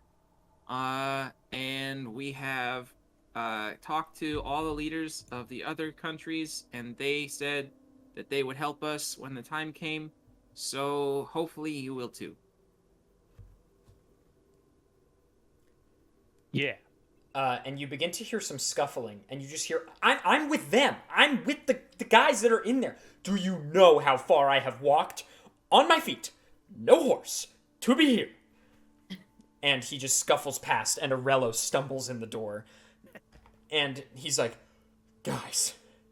And his clothes are dirty, and he looks like he hasn't eaten in like a day. And he's like, guys, it has been a whack 24 hours. Oh, he's here. Hello.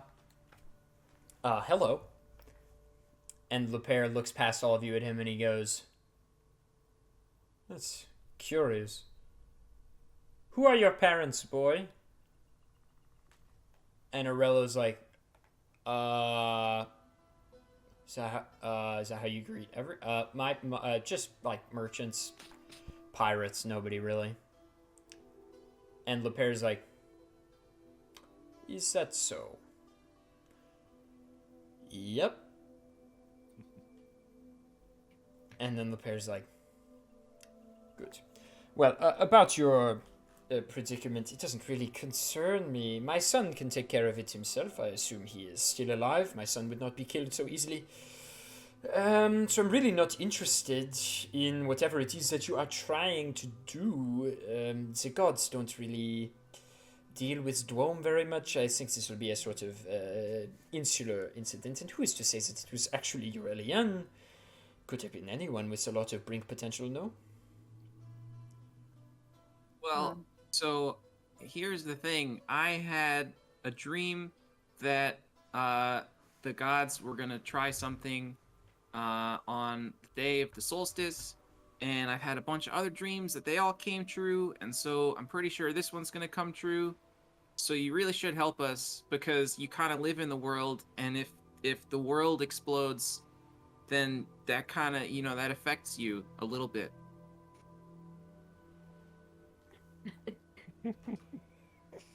And this does give him some pause for a moment. It's like telling a politician to solve climate change. Would it help if we tell you we've killed a few gods along the way? So we've encountered. This is not. It's true. Listen, do you think we go through the pain and suffering of gathering all these 4 coins just to come in and lie to your face?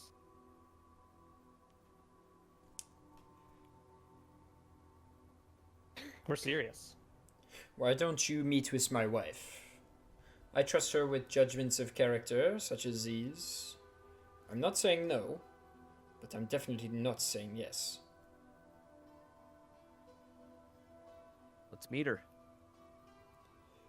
Out the door, to the left, down the hall, last door. Will she be? You're not expecting us? gonna come with us and see what she has to say about the situation? Or like send for someone that would tell her that we would be here, or I'm sorry, did I stutter, or... Aurelio's with us, by the way. Can he come with us? Am I not speaking clearly? Are we Go. gonna have nap time? Because I'm pretty... Go. Go. Clearly, he's not used to people not immediately obeying him. All right. Other well, go out. Are there other doors let's- in the hallway Uh, going down? yes. Can I open one we're not supposed to go into? Just out They're of all curiosity. locked. Damn. All right. Um, Where's to the end of the hall? Let's go talk to her. Let's go. Do you knock? The door's closed. No, we go in. We were told to go in. Fair enough. Okay. you don't think this is going to be? You don't think this is going to be a trap? We don't have a choice. Hey, Uh, Jader, You open the door. you go first. You open I'll the go door. first. I'll open it up. There's a woman reading a book. Okay. Hello there. and Hello there. General Kenobi. General Kenobi. Hello there. Wait, can I? Hang on. Hello there. And YouTube thumbnail extraordinary. Well, we're gonna have the cheese hat for sure. So, Helping you out. thank you. Dave's She- just all of the thumbnail. Well, because he's always wearing stupid stuff. That's my. If that's all we need to do to get into the thumbnail, I got shtick. plenty of stupid things I could put on. No, it's like, man, I'll just go grab some of my shit. Whatever, dude. So, Or my pair of safety glasses. There we go.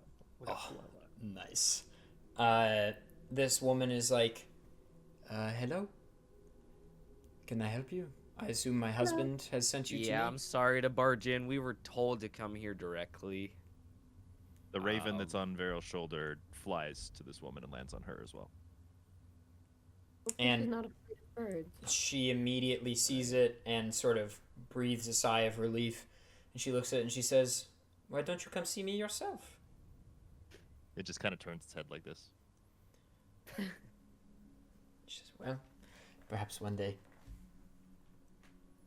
My friends, if you are friends with my son Elion, we really have nothing to discuss. You don't Should want we to tell hear that to your what- husband? You can tell me the whole thing so that I know and I can act like I care about it, but you have my blessing as far as I'm concerned. Well, that was easy. Yeah. Shall we go back? She does ask Vaeril to like tell her the whole dealio. I want to say, like, you must love your son a lot. Yes, I do. I loved all of my children equally.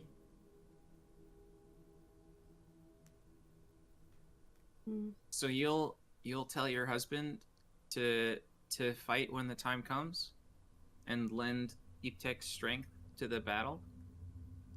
I'll do what I can. Can I reassure her that Elion is safe and well and it's been very helpful on the journey, so she can be like proud of him? She's very happy to hear that. And she says, my boys, it was the fighters. I hear Yif is okay as well. You was there last night, yes? Yes, he is safe. That is Yeah, he was excellent. luckily in the greenhouse. It's a shame my daughter could not see them now.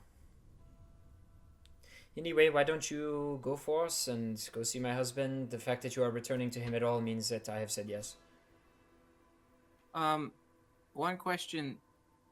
Why can't Elion come back?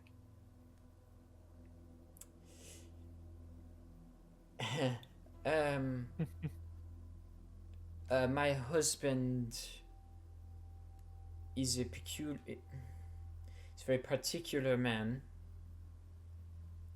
I really shouldn't be saying such things. Okay. Elion made a decision for himself that he had to make. Well, it didn't seem like a decision for himself to stay outside because he thought he was gonna die if he showed his face.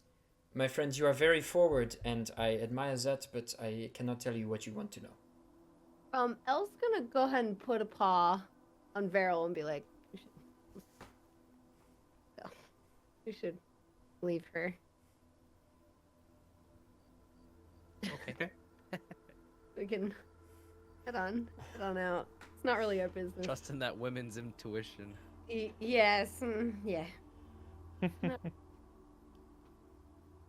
All right, let's go back to. She waves The you friend. off, and you re-enter the room, and he says, "Okay, I'll think about it." Okay, but maybe we need a little bit more reassurance than that because it's really important. Yeah, 17 days, the world might end. Mhm. I know it's like your thing to be like super aloof and cool, but maybe it's time to just try to focus a little on the situation because it's really important. Raven, A dagger flies right past your head and lands on a bookshelf near you. And he's like, "Do I look like a Can man I that catch wants-" that? You can try, sure. Okay. Don't you have a thing for that? Yes, I do. I hope you Let's see, don't. how does it work? Cool. Deflect missiles, reaction. Damage. How much damage would it do? Oh, I guess I have to he roll to intentionally tries to miss. Yeah, He he's not. intentionally tries He's to not miss trying me? to hit you. Yeah. Okay, gotcha. Well, then I guess I can't catch it because it's only on hit. Okay, so yeah, it lands to your right, and he says, "Do I look like a man who wants to be talked to like this?" No, but you look like a man who needs to be. Holy shit! What? Dude!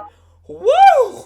I take a couple Vaeril! steps back here. Yeah, Elle's like looking at the door, like. Yeah, I'm like very uncomfortable. Wipe the sweat off my I'm brow. just laughing. Like, Danath is super into this because it's like, yeah, Vaeril, my boy. You tell him. Damn, dude, Danath and Vaeril don't take shit I anymore. love that. Danath is like the first time he's proud of Vaeril for something. Yes. The Raven is bestowed with confidence and like flies onto the desk in front of him and just like walks right in his face as well. As like an intimidation tactic. Just like pile it on right now. And he pulls out a knife, spins it twice, and goes, "You want to join your sister, little bird?" And he stabs the bird, and it dissipates. And Elion, Whoa. you don't really know what he's talking about. No, I don't. Nope. No, I don't. That sounds horrible. And he grabs the knife back out and spins it and sheathes it. And he says, "Get out before I change my mind." And Jader's like, "Uh-huh." Yep. We got what we came for, guys. Goodbye there. Come on. Goodbye then. And right as you begin to walk out, you just feel the building begins to shake. The windows shatter. And wind begins to, billow in, and glass sort of pierces Le Père a little bit, and he looks quickly out the window, and the unmistakable beat of dragon's wings clear the city, and you just hear the crack of lightning outside and screams. And I suppose I should be using different music. Can I peek out the window and say, "Hello there"?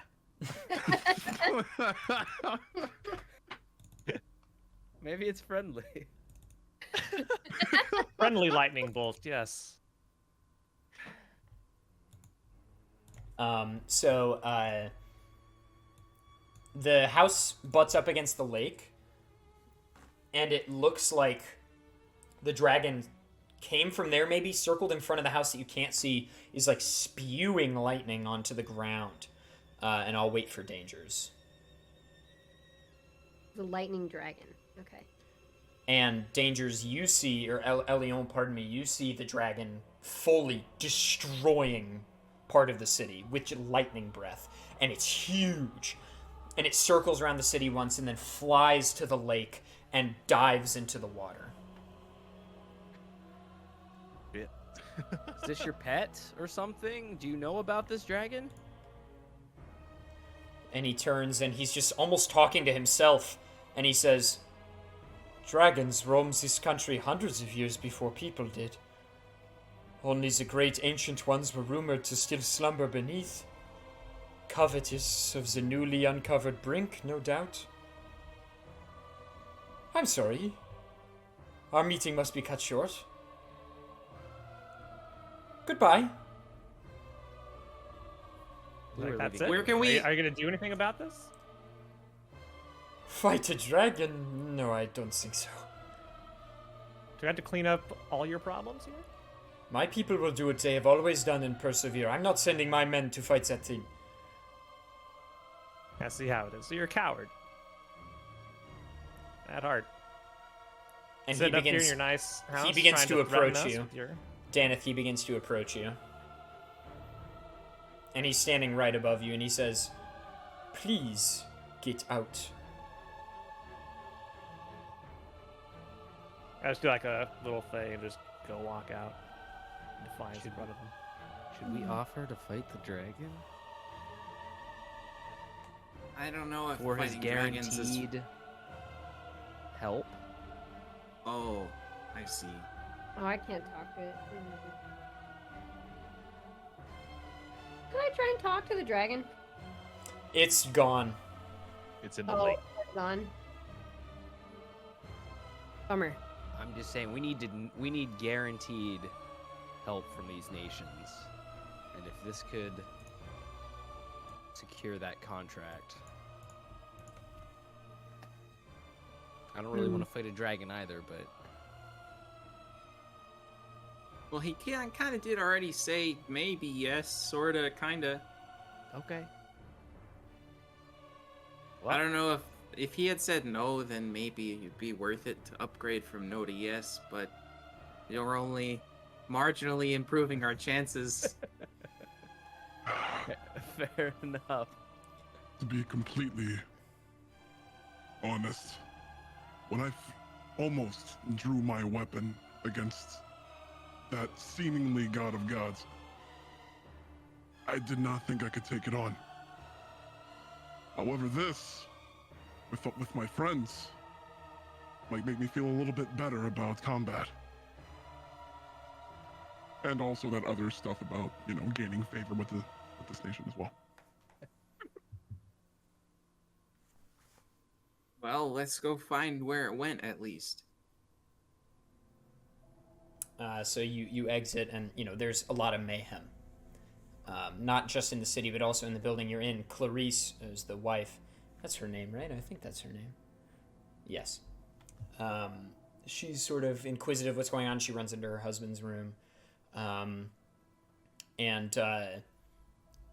you make it outside the city, and Elion is waiting for you, presumably. In a panic. Yes. It flew into the lake. What did you guys do?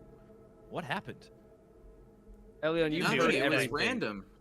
Elion's heard everything, right? Because the bird was with us. Up until the bird got stabbed, yeah. Yes. Okay.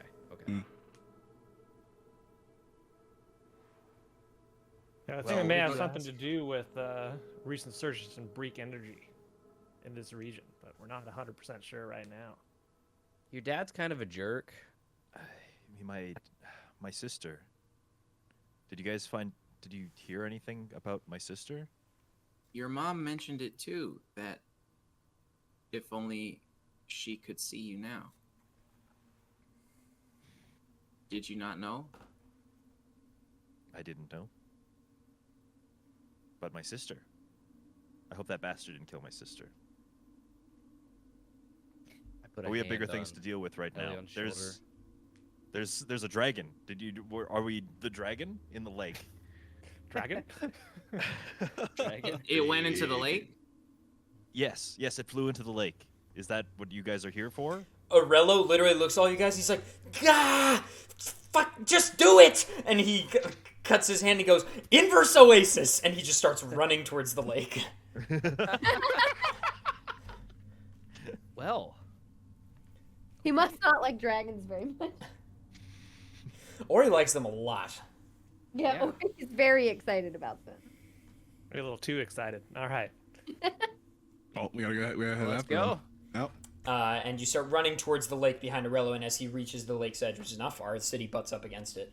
The water in front of him begins to turn into sand, and then as he enters, obviously it's this epicenter that becomes a radius of sand around him, and you're able to walk / run across it.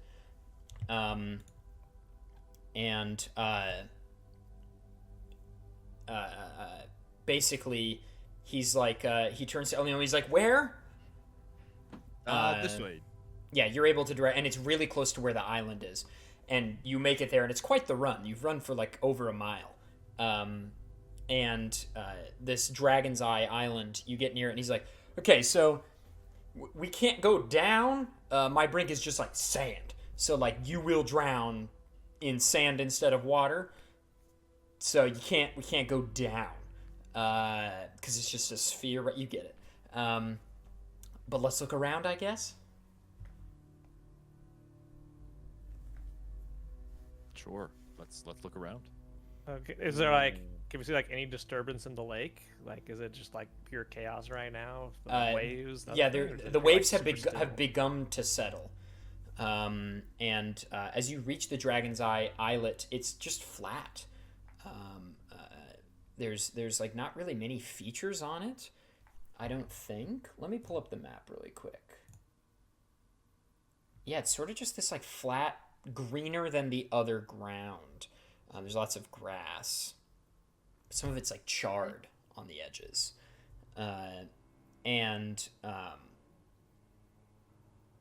Suddenly you feel the ground begin to shake. So are we on the Dragon's Eye right now? Little island. Yes. Yes. Okay. You feel the ground begin to shake, and you feel your brink energy almost innately reacting to something, and a staircase forms downwards. Oh dang.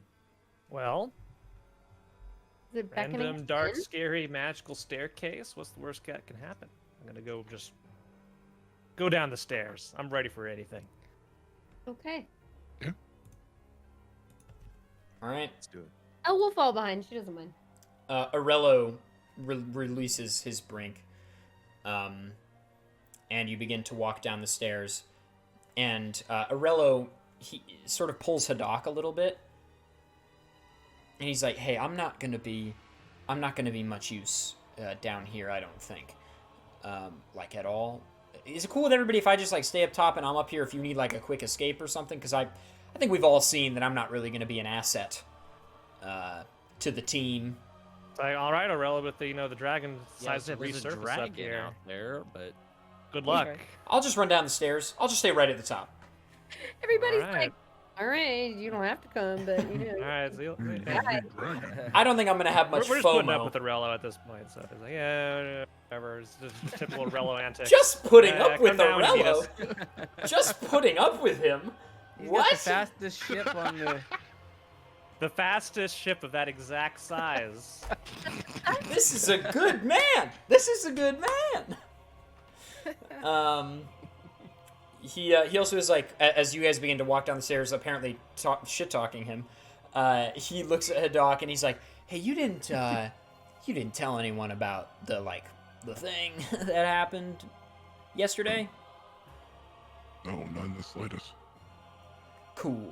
Wait, I'll were try you to- referring to the explosion? You can't hear him. Oh, okay. This is just Hadak and Arello. You're busy talking about how bad Arello is as you walk down the stairs. Damn right. Damn right. And Arello's like, "Cool. I try to keep it under wraps that I've got two, so just keep that between us, maybe." But would you be using that for quick escape plan? Or... If we need it. Okay, if we need it. Yeah, happy to use it if we need it. Would rather not, but happy to. Need to know basis, got it. Yeah. Okay. You got it. And he begins to walk up the stairs.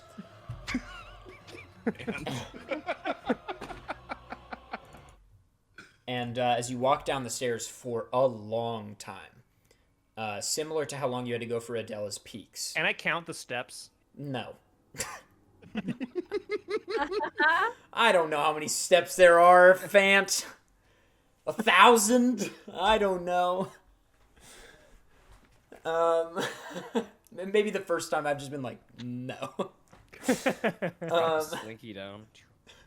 Yeah, that'll This work. guy didn't even plan the size of his staircase. Gosh. What a bad DM. I'll say I lost track after 100. My conclusion is that was a lot of steps. We are in... I can give you an order of magnitude of 10 to the third. How's that, Fant? Yeah. Great. So, you make it down the stairs, and you are in another of these interconnected caverns. And allow me to pull out the sacred texts. Yeah. We got a book, baby. Hey, before you do that, I really have to pee. Can you just hold on like 1 second? Yes, in Sorry. fact, I why can't don't we hold it. why don't we all take a short break? Yeah. Um, Sure. So if you need it, take a short break. I'll play a little bit of advertisements. But if you don't want to see those advertisements, you should definitely subscribe to twitch.tv/adef for the last 3 days of September. Oh, it is September. Subs are 20% off. So are gift subs. Final 3 days. Final 3 days. Final 3 days. Final 3 days. Wait, final 2 days. Final 3 days. Yeah, 2 days. 28, 29, 30. Final 3 days. I did it. Whoa, look at that. Yeah, so this is Wow. looking good so far. That's what it used to look like. What's that for? I'm gonna be a phoenix at the Renaissance Fair. Oh, cool. Yeah! But it's like listening to a story while I'm doing a craft. It helps me think, actually. I know. I love it. I love it. Well, it's just you and me, Danny. This is awkward. Dream. I'm not supposed to talk. Dream team. Dream team. Danny, what's been your favorite part of campaign 2 so far? Being silly with Vaeril. Vaeril's a great character. I love him. You're doing a great job. You're doing a great job. The first couple times I played D&D with some friends IRL, I was like super awkward about it, which I think is normal, especially for people who like aren't into like acting like you. So it's like hard to get into roleplay at first, but been trying to settle into this one a little more comfortably. I think it's doing me good. Absolutely. I think, obviously having campaign 1, which you also did great in, as like sort of a transitionary period to sort of really lock into it and then make a character that's like truly your own, you know what I mean? Yeah. Dangers, I asked Daniel what his favorite moment of campaign 2 was so far. That's a great question. Gosh, there's been a lot of twists already. That's tough to say. I mean, as a player, it's been a lot of fun feeling a little bit more immersed in the world versus last time, Mm-hmm. I guess. Which maybe was a that's big just- ask that you guys had, I think. Yeah. And maybe just as like a new D&D player, it was hard for me to do that the first time anyway, but Sure. Very nice. Gamers, thank you everybody who's tuned in over the past 8 or 9 episodes. We're very thankful. Mm-hmm. I don't know how long of an ad break I just ran. It's been really fun. Yeah, I think the conversation between the dude and Elio in the study is probably one of the crispier bits of DM to player roleplay we've had so far. This always happens. I write the whole thing, and then like 20 minutes before the episode, I have an idea, and I'm like, oh, that's way too good not to put in. I was in the shower, and I thought of that, and I was like, ooh. Oh, the entire encounter? Yes. I was like, Yeah, that was That should happen. Because it was time. It was time for a real threat to appear. Totally. It was time for Voldemort to Book 4 come back. So that When you were describing him initially, you were like the pale skin and like the eyes. I was like, it's Voldemort. The idea, right, is that like from a character and storytelling perspective, like a threat that appears in the 11th hour. Yo, Snorhawk, thanks for the gift sub. Can be really cool, but like something that you have seen is more interesting. Mm-hmm. So like Voldemort coming in book 4 gives him in books 5, 6, and 7 more weight, and the big encounter in book 7 like a ton of weight, right? And also everybody talks about Voldemort in all 7 books all the time. Same thing with like Video games do this too. Yeah. Paper Mario is a good example. Like the very first thing you do is get your ass kicked by Bowser. Like that's exactly. the very first thing you do. The inciting incident, as it's called amongst authors and people like that. The inciting incident for this campaign is Chimoth whooping your ass. The idea was that you need to experience something that is not only a call to adventure, but also something where you can see growth. Yo, Heathbar, thanks for the 5 gifted, gamer. I really appreciate that. Yo, thanks, Heather. Oh shit, it all makes sense. Oh. The username makes sense now. His name's not Heather, by the Oh, way. okay. Well, never mind. But anyway, thank you everybody for watching. Truly appreciate It's it. a running joke. Okay. We're really close to a hype train. That's weird. Wink, wink. Wink, wink, nudge, nudge. September. $4. Like 20% off. $3.99. All right, Matthew, Oh, chill, damn. dude. That's There all we right, man. go. Bro, Matthew, are you like financially okay? Cause good God, my bro. My dude is excavating the wallet right now. Thanks to 100 bits, Panda Tail. Matthew is actually French. So in my streams, he's always like, yeah, that's not right. I'm like, thank you. Anyway, if everybody's ready, let's see some adef taps in the chat. Let's see some adef taps if we're ready to pop back into this thing. Get it back rolling. So you guys enter this cavern, and Elion, this is just another one of those dense cave systems that you heard so much about, but nobody ever saw them. And you guys heard Elion's father. I just want to make sure, Matthew, whenever people are like super generous on a stream, I think streamers like us like always worry that like people should be taking care of themselves before us because we're okay. Yeah, when they're like, I can't afford rent, but I really wanted to give you subs, and you're like, no, No, don't do that. food and roof are more important than me being like emote slots.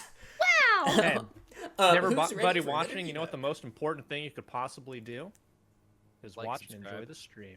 Hey, Oh, Like I and was good gonna night. hit joke. the bell button. Subscribe to the YouTube channel. that too.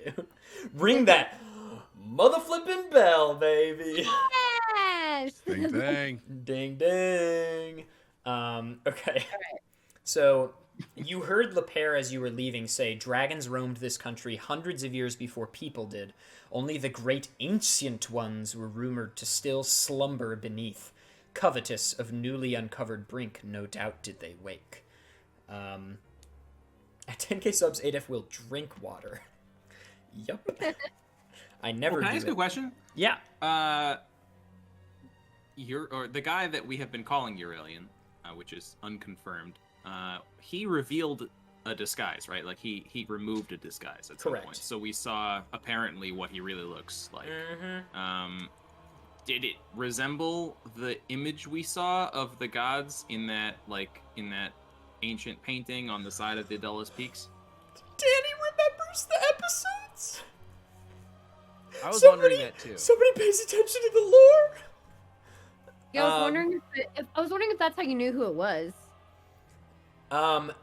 Yes, kind of, but he looked like very slightly different, and also the man in the frieze very certainly had 2 eyeballs. Okay. But not dissimilar enough to rule it out. Yes. Okay. Okay. So, this cave system is even bigger than the one where you found the like brink deposit. It's huge, hundreds of feet wide, like 100 feet tall, and there's just like stagnant pools. Excuse me. Of still very shallow water and like rocks, and there's like blue crystals, very shiny blue rocks about, and there's sort of like an ambient light. Oxani, thanks for the Prime Gaming, appreciate that. Thanks for the Bezos bucks. And it's all just kind of blue, and it is so deep down that it begins to become dark after a while, just from like how far you can see.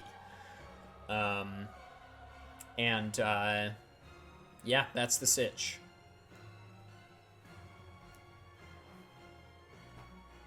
Is everybody, or I guess we can't see too well without dark vision at this point, I imagine. Those of you that have dark vision can see. I mean, like, truly, this ambient light allows you to see just fine. Okay. It's just the cavern extends so deep that you begin to not be able to make out features. Okay. Well, does You might as does well locate just object go. work on living things? I do not think so. Oh, That's a different spell. Yeah, there is a locate plants and animals separately, I think. yeah. Mhm. God, we should have communicated our abilities. Well, Vaeril knows them all. You would have had to seen it.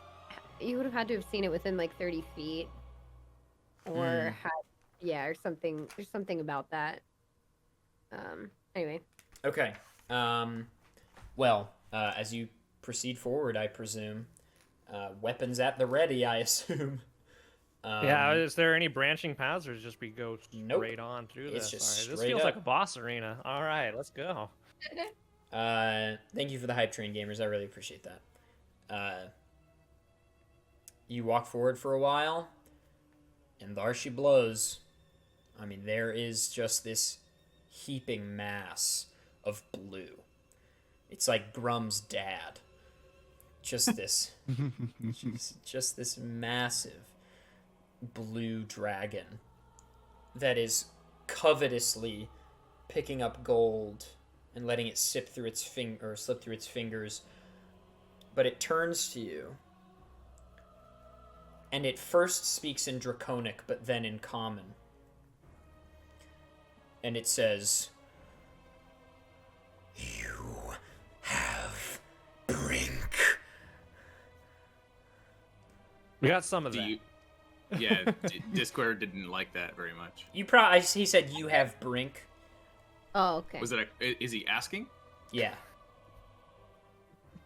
Lol, Bobby. Damn it, Bobby. Oh, you can't see it on stream. Can see enough of it. I think.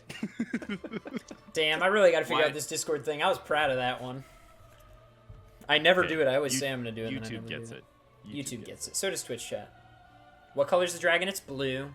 So all of you D&D heads can quickly be like, "Ugh, stats! Adef finally says the actual name of a creature! Blah!"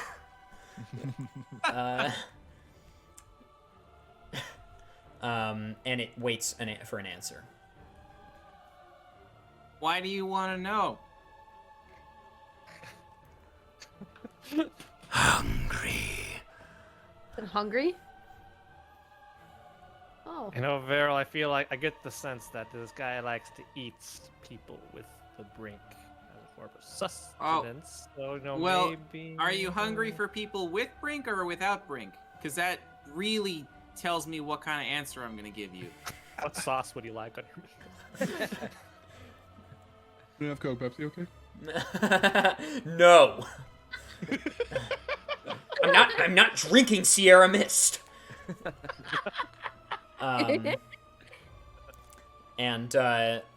Please obviously do not backseat any of the nothing for the player's sake.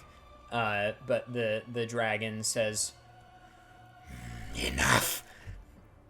And it looks up and just opens its mouth and lightning just strikes the ceiling. It arcs out of its mouth and strikes the ceiling, and rocks fall around it. And it looks at you and slithers a little bit, and then stands up on all fours. And baby, roll initiative. Oh, yeah. Oh. It is time. Get them that ones in the chat. Elion. 23. Elencia. I have a and then plus my Dex. initiative 13. Danath. 8. Jader. 8. 2 peas in a pod. No. Vaeril. 15. 15. Yeah. And Hadak. 14. It is Elion's turn. The dragon stands about 60 feet in front of you. And you know, everybody just keeps clearing these boss fights so easily. So, we'll see how this one goes. How Oh, big man. is it? It's huge. It is a gargantuan creature, Nice. which I can find out the size of.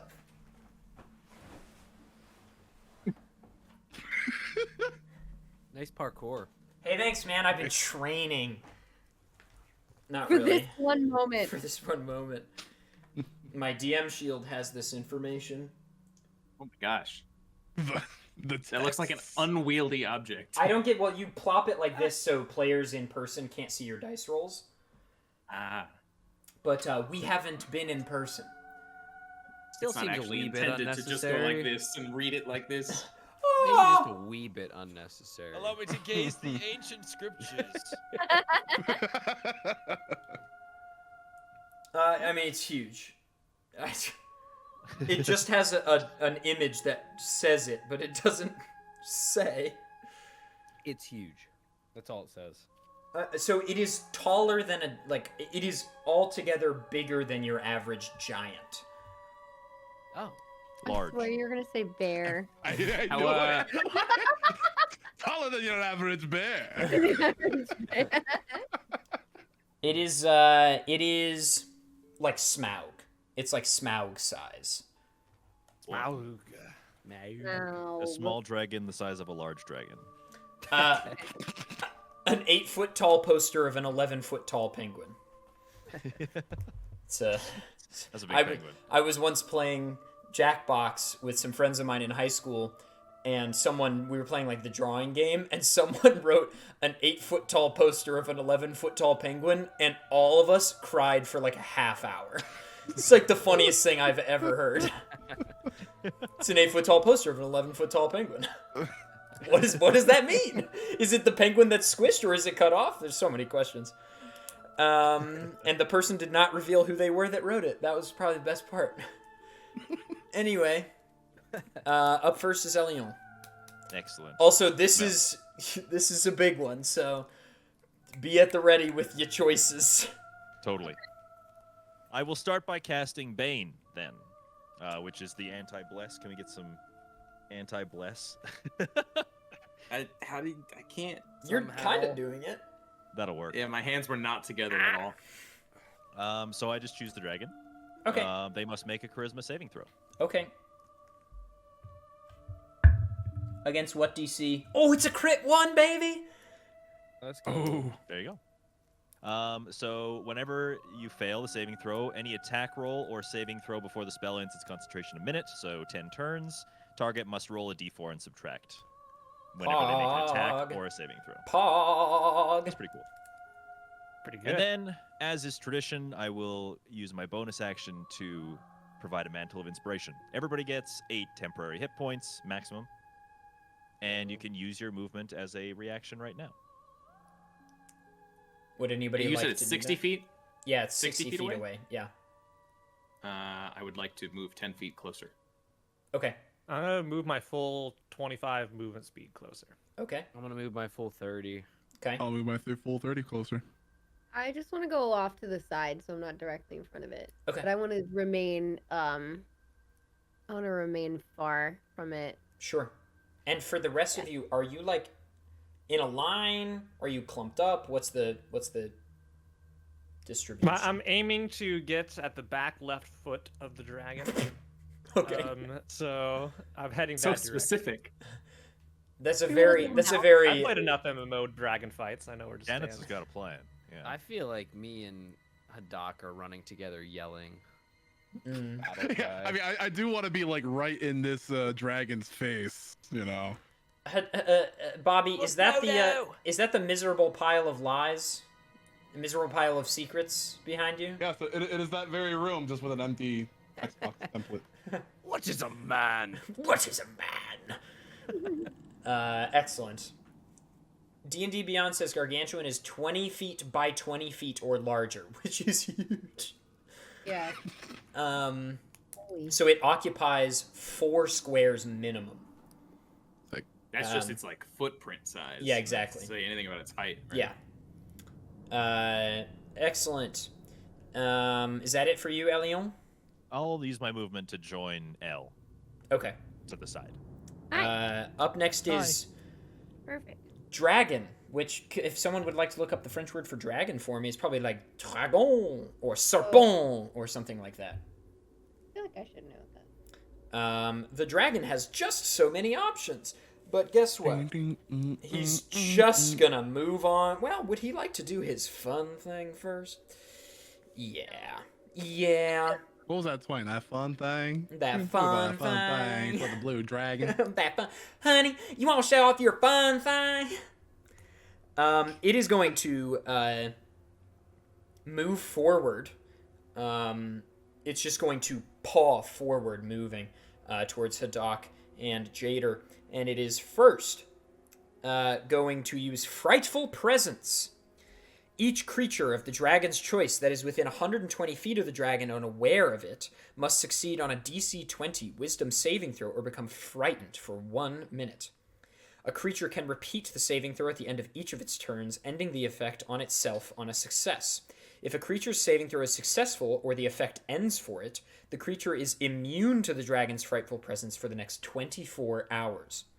So, I need... how many people can it choose?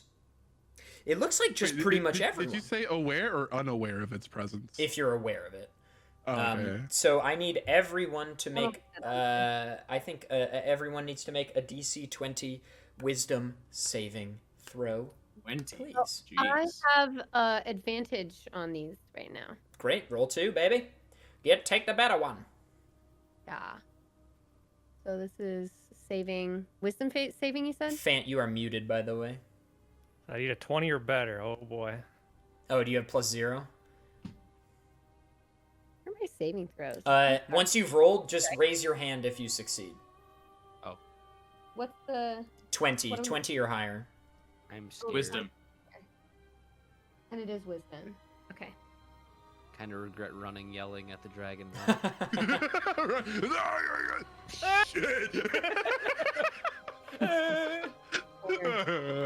So no one succeeds? 20. I think we're shook.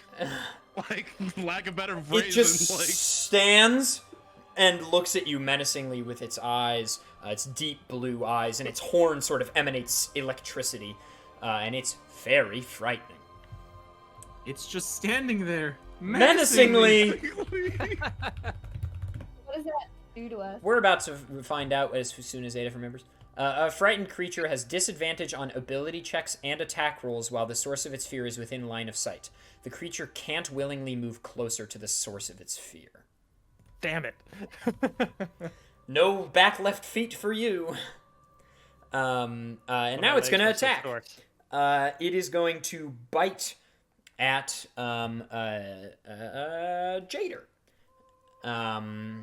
Its reach on the bite is 15 feet, so it's going to be 15 feet away from you. And just so anyone who actually looks up this creature online knows, I am changing certain things, so you're going to look at the thing and be like, excuse me. Remember? It doesn't matter. Oh, I have to subtract 4 anyway. That's a miss. And then it bites at Hadak, and that bite is a success. Or sorry, no. Wait, he's Jader? I thought. It misses Jader with the Oh, bite. okay. Oh, and then it moves up and swipes it with its claws. You and mean it's a multi-attack? It is a multi-attack. It literally says multi-attack. And hits with its claws on you, Haddock. And let me do some quick maths. Does it subtract 4 or 1d4? 1d4, but it doesn't matter. It's a miss either way. Yeah, just curious. And then we'll do...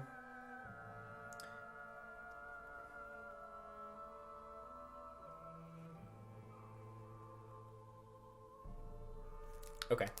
So the claw attack. Bobby, you take... You're a lucky man. You take 9 damage. Okay. 9 slashing, if that matters to you. And that is the dragon's turn. Right, I have to keep running the game. Up next is Vaeril. I just forget sometimes. Okay. Sometimes I'm like, oh, what's next? Can you quickly repeat how I can become unfrightened? What are my options? I believe on your turn you can roll. You can the end repeat of the the saving throw at the end of your turn. Yeah, at the end of Okay. your turn you can roll. Yeah. Gotcha. I have something called Stillness of Mind, where I can use my action to remove the frightened effect from me. Wow. So Vaeril closes his eyes, takes a deep breath. What do you imagine? The dragon in its underpants. Nice. And I'm no longer frightened of the dragon. And you The cannot mind be is you cannot still. be frightened again for 24 hours. Yeah, that dragon is just constantly wearing underpants. Nice. And then I will use my bonus action, and I will make a small prick on my finger, and whisper "Liberation of Shadow." If you confirm for me that we are in dim light right now, Yes. at least. Yes. Okay. Oh, also, did you go Um, through and make new stuff? Yeah. All right, I trust you. Okay. No offense to anyone else, but Danny's maybe the only person where I'm like, you can do your own thing. I'll let you know after what it is. Sure, I would like that. Just so you have it. So my shadow detaches from me and moves 30 feet closer. Or how far is the dragon now from me? It moved up, right? So you had moved your full. I was 50 feet. You were I was 50 feet feet away before. And Bobby, did you move your full movement? You and Jader did. Yeah, I moved to full Yeah, 30. you're like Okay, 35. so 30 becomes 30, and then it moved 15. 15 minus 50. Okay, or so I'm 50 minus 15, 35 away 35. from it. 35 feet. Okay. My shadow has 50 movement speed, and it goes kind of diagonally a bit around to be on the side of the dragon. Sure. And then with a small amount of focus, I just raise my hands a bit, and my shadow unsticks itself from the ground and pries itself up and stands a full 3D creature. And it that looks resembles me. a lot like Vaeril. Like it is a spitting image. Think Dark Link. It's a spitting image of Vaeril with no. It's all black. Like there's no. The clothes are all black. The face is all black. There's no discernible features really, but it is Vaeril. Yep. And that is my turn. Now it's does my shadow take a turn now or no? Is it an action to protrude it from the ground? It's a bonus action for me. Oh, sorry. So it just like I assumed that I could just spawn it that way. I don't know. I think so. Okay. Yeah. But I can only spawn it that way one time. Yes. So- It should get a turn. Okay. Cool. My shadow is going to use its action to attack with a jet black version of my quarterstaff. And it rolls an 18 to hit. That does not hit. Oh, damn. All right. Oh, that's where We're we're rolling gonna on be. disadvantage. Vaeril doesn't have to Yeah. because Vaeril's not scared anymore, but we I are know. rolling on disadvantage, so But- we're kind of screwed. Yeah, that's nuts. Okay, I will roll again because I have multi-attack. So does my shadow. That one is a 23. to That hit. hits. That hits. Okay, thank God. You're doing damage. Yay. Yes. Allow me a moment to remember how damage works because it's been a month. That does 7 damage. And I think I'm going to, or the shadow is going to use one of its key points to attempt this to be a stunning strike. I have to make a saving Um, throw. No. Yes, a Constitution saving throw. Minus 1d4. Yes, against 14. I wish I could be generous, but yeah, he succeeds. Okay, yeah, that's fine. This Okay, is my fault. so I just- always want the players to win, so I'm always like, oh, maybe. But Yeah. I'm sticking to my guns on this one. Yeah, just what did I say? 7 damage then. Yep. Okay.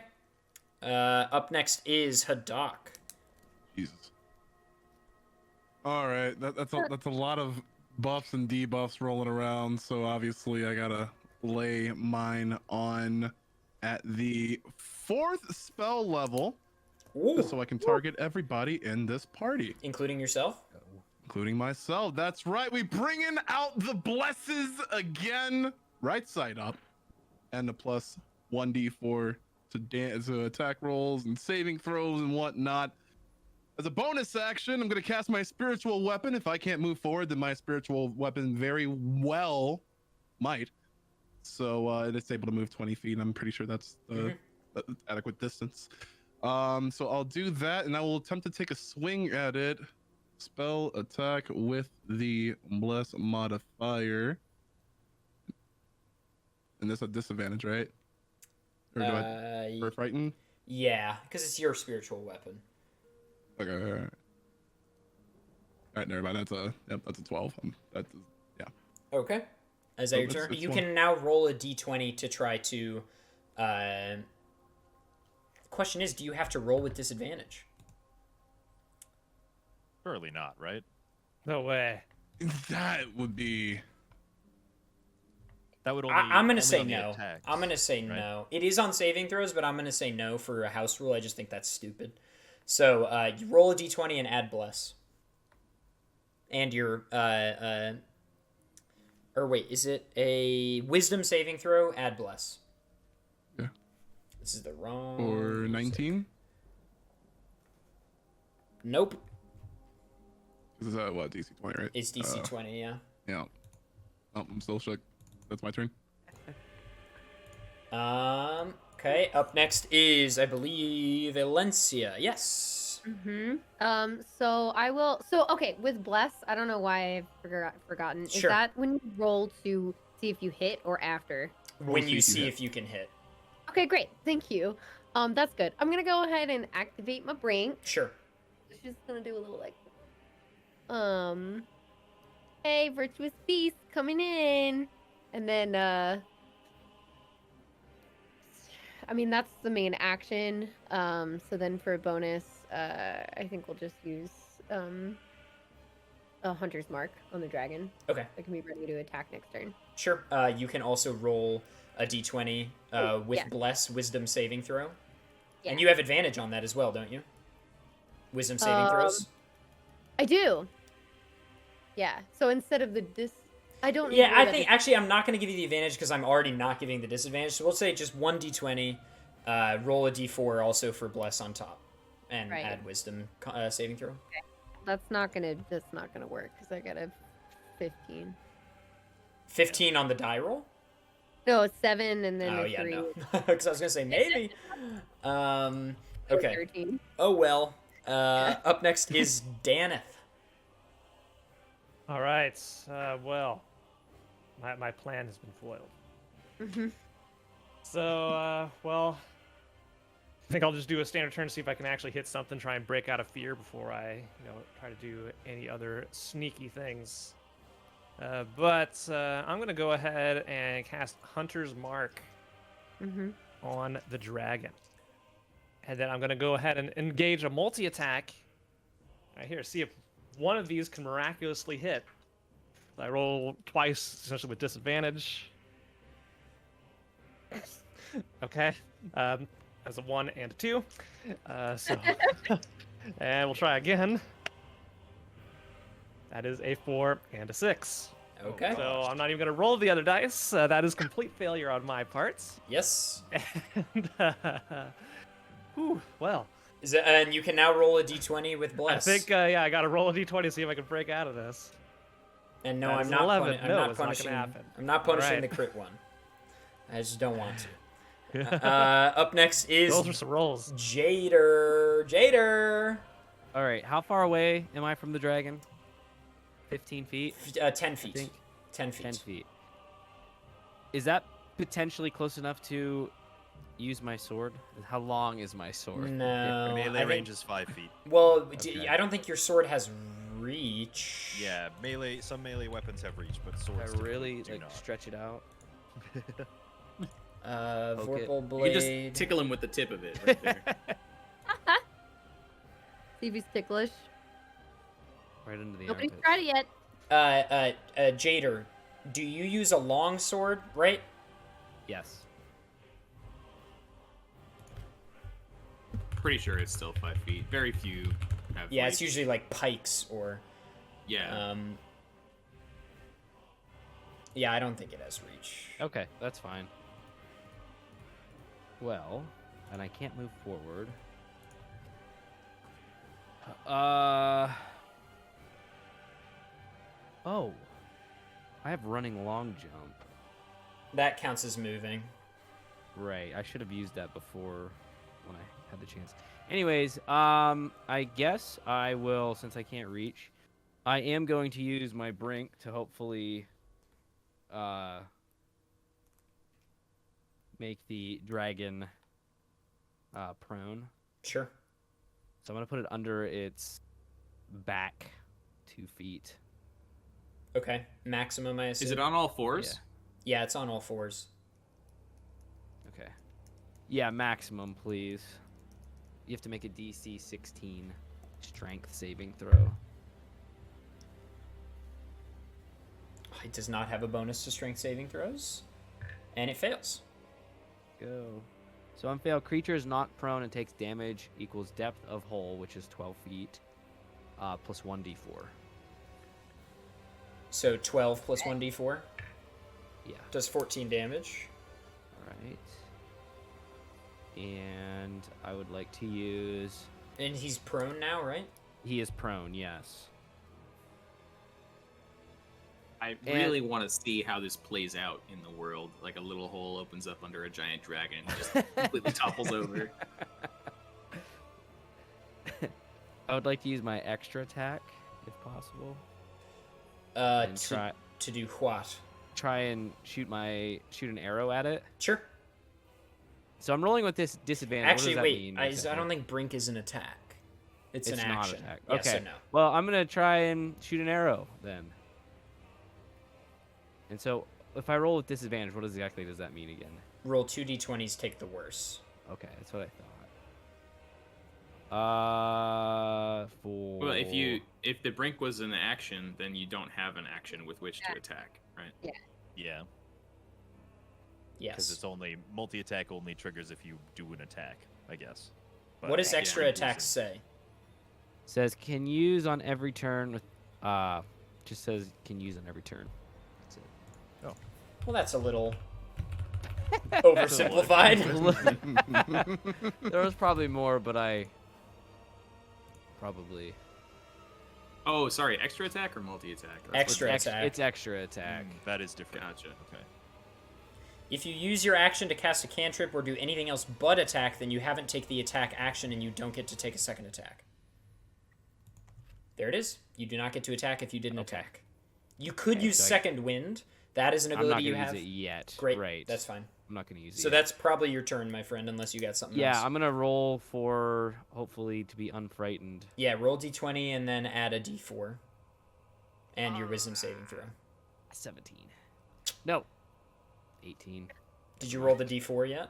Yeah, Okay. 18. All right, close, but no cigar. Up next is Elion again. Back to me. Great.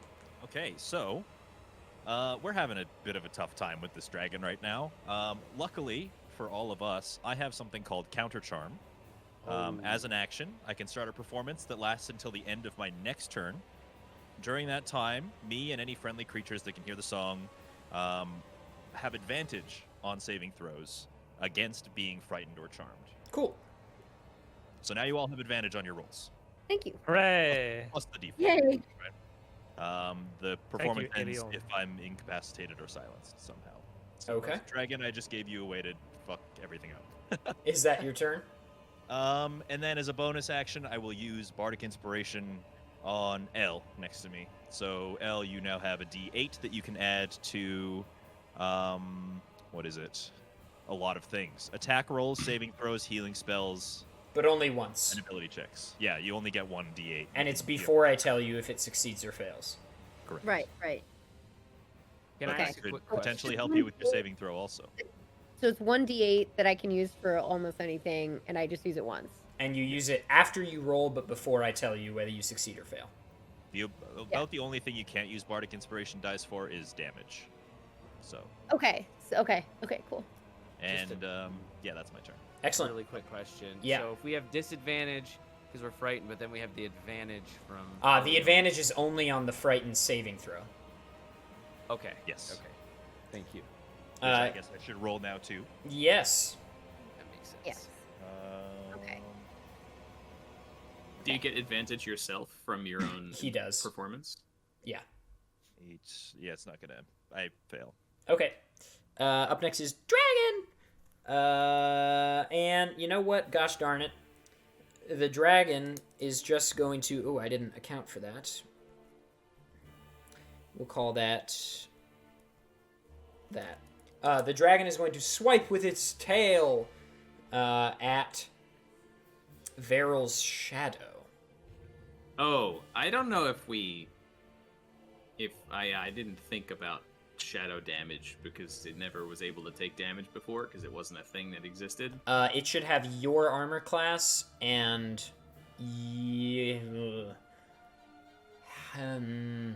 Half health? Yeah. I was going to say half. I was going to say half your HP bank seems good to me. Okay, half my max. Half your max. Okay. And if it dies, does it get dispelled or does it collapse back onto the ground? It gets dispelled. Okay.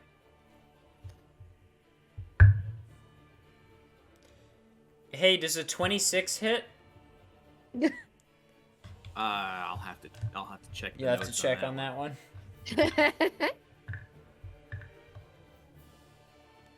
15 damage. Yikes. Okay. And then it is going to use its claws on Jader. Wait a second. Does the creature have disadvantage because it's prone? Oh, yeah. Oh, God, I have to look up these statuses every single Yeah, time. prone. It says the creature has disadvantage on attack rolls. Well, maybe Vaeril's shadow has a chance. Can Shadow Vaeril be blessed? I don't know. We'll have to find out. And you are subtracting the D4 too, right? No, I wasn't. That's The Bane. all right. 8 plus 10 is 18. Minus a D4. It doesn't hit. The armor class is 18. Oh, okay. Well, then it's fine. All right. Shadow lives. Shadow lives. Good job, everybody, for remembering things. Claws on Jader.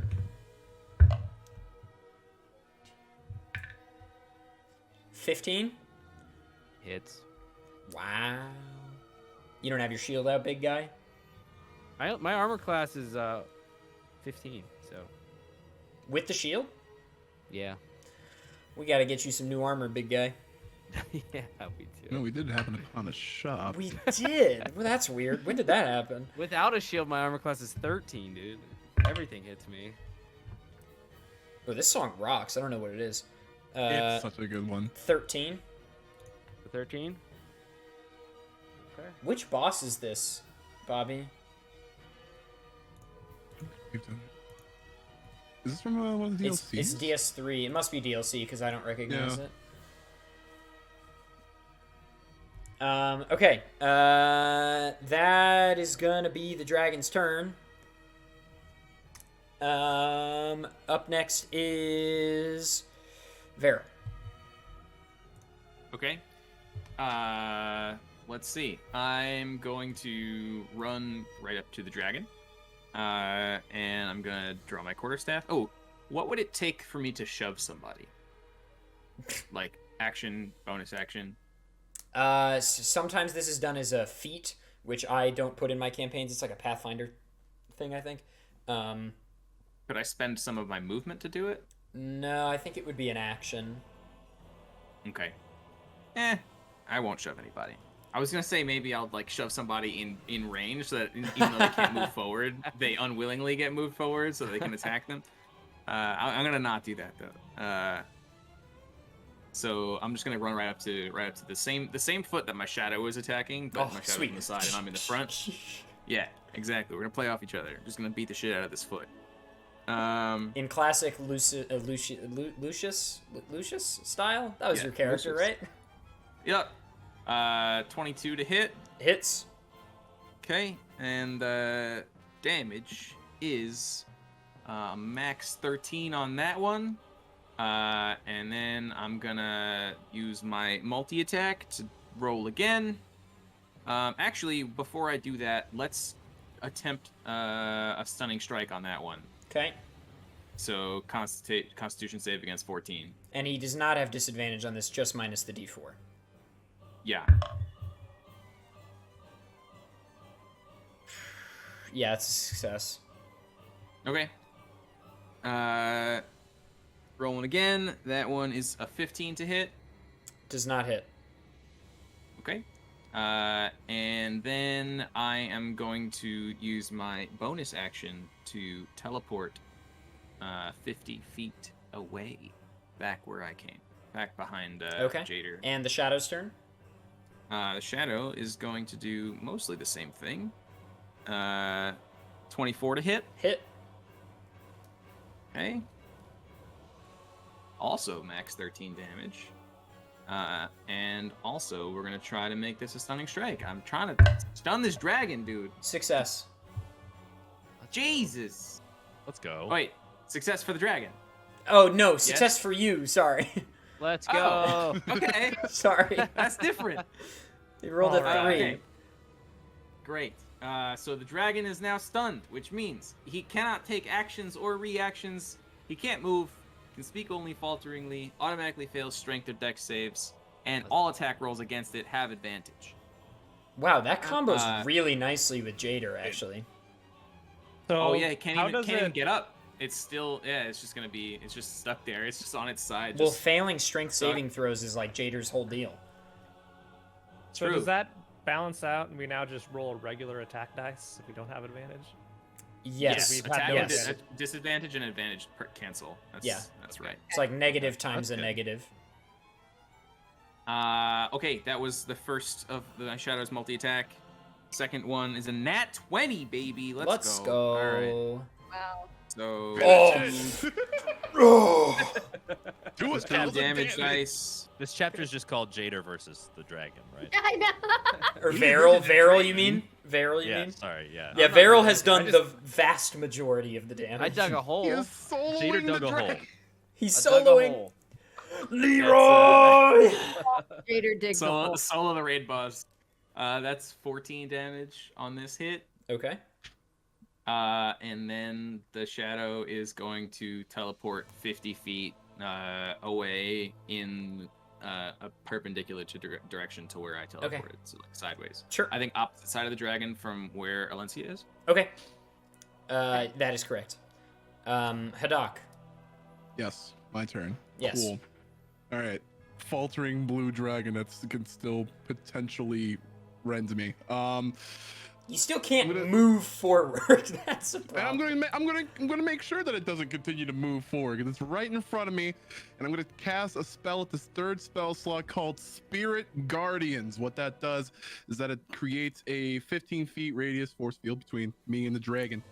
The affected creature. Oh, and also I'm electing to unaffect or have the effects of the circle not affect my teammates because of this very reason. Okay. But affected creature speed is halved in the area, and now that I'm doing this for the first time, and if it's in the circle on its turn, and whenever it starts its turn, it must make a Wisdom saving throw DC 15. Failed save, take 3d8 radiant damage. If you That's succeed, real good. You take half as much. I'm not gonna remember any of that, so you're just gonna have to remind me of all of that. Its speed is halved every time. Every time And you has to start make your a turn. Wisdom saving throw. Okay. Yeah. All right. What else? How long does that area last? 10 minutes, as long as my bless. Oh my god. 10 Whoa. So yeah, We you just make have to the keep stunning them. make a DC 15 right now if you want. Stun lock. Success. Alright, take a 48 half. Sorry, 3d8 half. 3d8 halved. I can do that.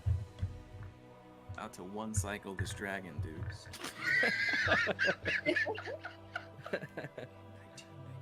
We round up, right? 10 damage. Okay, Let's not go. bad. Bonus, I will just swing with my spiritual weapon and hope that we hit it at a 22. Does that hit? Yep. Nice. Cool. It's very paltry damage for a spiritual weapon, but we can still do 1d8 plus 2 for 7 damage. Let's go. 17 in total. All right, not bad. All right, Sweet. you can go. Excellent. Roll to get unfrightened. By the Oh way. yes. Oh, yeah. Ooh, With it with avec advantage.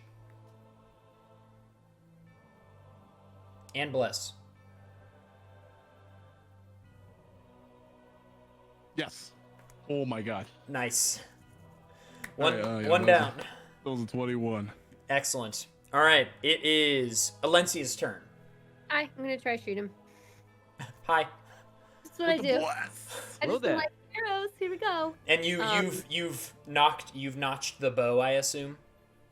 Yes. Excellent. Yes. I'm like, okay, and then I just try to shoot him. And I can do that twice. So we're gonna see what happens. Sure. Uh, And you roll with neutral because neutral. So you just roll 1d20 for each okay, hit. 1 plus the plus bless. Yes. Okay, so that's 12 plus my what proficiency? What do I usually Plus have? proficiency or damage is plus dex and proficiency, right? Damage is just plus dex. Plus dex. Okay. Oh, this would be let me see. That's 12, so that would be 20. That's a hit. Okay, great. Okay, then I'm gonna use the 1d8 for the damage amount. You can't use it on damage. It's the only thing you can't use it Oh, for. wait, can't use it on damage. Okay, just kidding. But I No have worries. a couple things for it anyway. I have the Yeah, you get to do the bow damage, the psychic damage, and half for your brink. right, exactly. And that is something else. Unless it's immune. Hang on. Nope. 1d8 plus my 1d4, which is psychic. Can you guess what it's immune to? Light. Oh, wait. Lightning damage. Yeah. Yeah, it was lightning. Yeah, Grum is of Did you no cast use. Hunter's Mark on it already? I did. Oh, that's the d6. Yeah. Yeah. Damn, But- this is about to be a lot of damage. Yeah. So that's 12. So I guess it would be 18. Yes, so that was 12 with bow damage, roll, and psychic damage, and Hunter's Mark. Correct. That was 12, and then Oh. have it. Did you add the Wait, psychic plus yet? Plus my dex, right? Yeah. Oh, okay. And that's another 5. Okay, so 17 halved is 9 on, which is 26 total, and you bank The 9. 9. Sorry, that's a lot of ones. All right. It's okay. That's good. And I'm That's gonna good. try again. Do it again. Yep. We'll see. But I only used the bless once, right? That was the only time. No, you use it on every attack. On every attack. Oh my And god. saving throw. Well, that's already Bless. 17 plus my. Yeah, that's a hit. That's a hit for sure.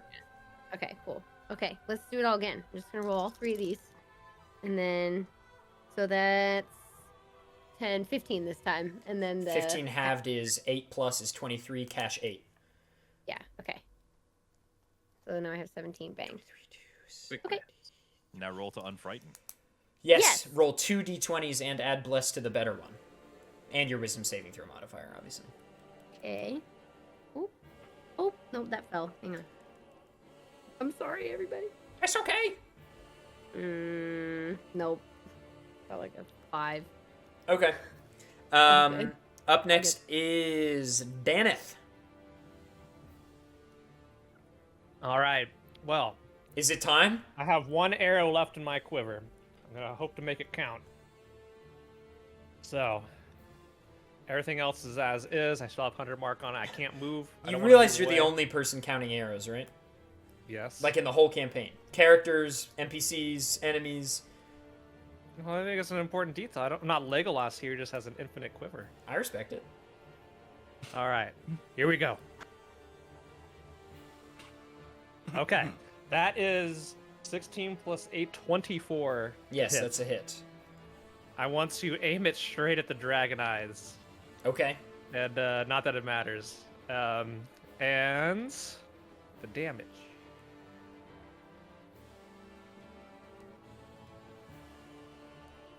is 13 plus 6. Just 3, 16. Wait, sorry, 8. Wait, what did I say? 13 plus 8. whatever you just rolled. I think I did math wrong. It was 8 plus 3, 11 total. 11 total. Okay. I saw a 1 plus a 3, and I put that as 13 in my You head. concatenated instead of adding. Nice. Exactly. That's not how math works. Nope. Is that your turn? No. I'm going to roll 2 dice and try and get rid of this dang fear. Sure. I fail. Really? Okay. Jader, my boy. Well, since I can't move, I am going to try and hit with my bow. Let's see. That does not hit. But I'm going to use my extra attack Yes. and try again. Nat 1. Oh, I don't know boy. if you want to. Nah. Nah. Okay. Well, I'm going to try and get unstupefied here, unfrightened. 2d20 plus. A d4 plus your wisdom saving throw modifier. No, fail. Damn, dude. All right. Elion, turn. it's you again. Me again? Okay. Well, now is as good a time as any. I use my rapier to prick the inside of my hand. Time for some foul play. Raven appears on my shoulder. I'm going to send the raven to Vaeril to sit on. And then Varil's going to come, or the bird's going to come back to me after that. Interesting. I didn't think about this. This wasn't something I thought about. Oh, welcome. you pesky fellow. You. I didn't think about this. I was like, oh, he'll use it on enemies. I'm so stupid. I should not have given you this ubiquitous power. Oh, we lost someone. Uh-oh. We lost Danny. Dangers. Hello. Dangers. Oh, dangers. Yeah. He was too powerful. Uh-oh. Guys, the layout's going to look a little funky for a moment. Please excuse the layout. I'll switch to the map. Quick, consult the map screen. I did. Well, as you see here is the glorious Liseptian Ocean. How's my... We are currently under the Dragon's Eye. So he had to be stopped. Discord I'm crash. waiting for the message to happen that like his power went out or something. No, I can't kick Dangers from his own server. We sometimes I will be right back. roll the episode. Yeah, I gotta pee so bad. You know what? We'll be right back after these messages. We'll be back. Consult the map. Make sure to follow everybody on Speedrunners and Dragons. This has been an incredible season so far. I agree. We had, for old and Is that new. YouTube at? Yeah, we're the YouTube, exclamation follow, exclamation map. Everyone's away right now, peeing, but it's okay. We'll keep you here at the edge of your seat as we fight the blue dragon. Yo, off topic. Anyone trying to play New World? Oh, New World. No, that's like a whole launch today, right? Yeah, Like, it launched that dropped today. I did the open beta last month, and it was honestly really fun. I'm excited to play it. A bunch of my friends are gonna jump in with Oh, me. yeah. Sweet. And then Outer Wilds came out with DLC. Outer Wilds is my #1 game of the last like 5 years at least. If you guys haven't played Outer Wilds, everybody in chat, I've convinced at least 15 people to play Outer Wilds, and they all agree with me that it's like one of the best games I've ever played. DLC comes out today. I'm super pumped about that. And then Khianna came out last week, and I'm trying to play that too. I have usually no games to play, I can't wait but to now all of a sudden I have like 3. see. I'm super pumped to start Khianna. Those little things are so adorable. I can't stand it. It's too cute. I don't feel very manly while I play this game because I'm just going like, oh, every 2 seconds. Who cares? What game? What game? Khianna, Khianna. Bridge What? of Spirits, I don't know what that is. came out last week. It looks so good. Yeah, it came out a few days ago. Super good. Oh, I need to play Deltarune chapters 1 and 2. I've beaten Undertale like 3 times, and I still have not played chapter 1. I think you'd like it. I think probably. I think that's likely. Too. The music's probably like my favorite thing. You can see like he's like the- getting more direction in chapter 2. Hey, Oh, really? It's cool. You'll like it. All right. I also need to get back to Outer Wilds because I started it like a month ago, Yes. and I loved it, and then I put it down, and when I put a game down, I can't come back. Wait, we'll start over anyway because there's DLC now. Wait, but shouldn't I play it vanilla first? Maybe. Uh-oh, That's a game that's gonna be really hard to jump back into after you haven't played it for a bit. So it might be Correct. worth starting over anyway if you didn't do too much. Danger says Discord is wigging out. Can you do it? Wigging. Oh. Hello? Hello? Hello. hello. As Discord's being very strange. We're having a fun day. Technology. If it goes super awry, you can always join on your phone. True. I was And we can thinking have about that. fun selfie cam. Hello there. Also, how's everybody doing on time? Be honest. Because I don't know how long we've been going. 3 hours plus, that much I know. Go for about 3 hours and 40 minutes. Oh, really? Oh, right, because we lost like a half hour. Yeah. Right. The end of the battle. That might be a little while. Might be I'm getting close to my my limits. All right. Well, why don't we Do go? what needs to be done. Why don't we go for like 15 more minutes and see where we're at? Like one more turn through, maybe? Yeah. Yeah. I'm good with one turn through. Sweet. Okay, Dangers. So you pesky bastard. Yes. You that's bring. me. Do I get to know? Do I get to know what's going on with the bird landing on me, or Nope. what? You feel your soul has been touched. That I feel violated. Sure. That's fair. I'm the only one allowed to touch my soul. Well, the buying weapons, Bobby, I'm just gonna send you guys the info, probably. Okay. So Dangers, yeah, I mean, what's the haps? Well, I guess that depends on whether or not I can use it this turn, because my action was already activating my own brink. Yeah, so right? then probably not. Okay. Well, good to know. Bird is with me and lands on my shoulder and is just vibing there. I'll use my bonus action to give Bardic Inspiration to Vaeril as well. Okay. Just gonna throw. We're Bardic even for touching my Inspiration soul. around. Yeah, I thought so. You know, that's a thank you, basically. And then I guess I'll try and get rid of the curse. Did you not get rid of it yet?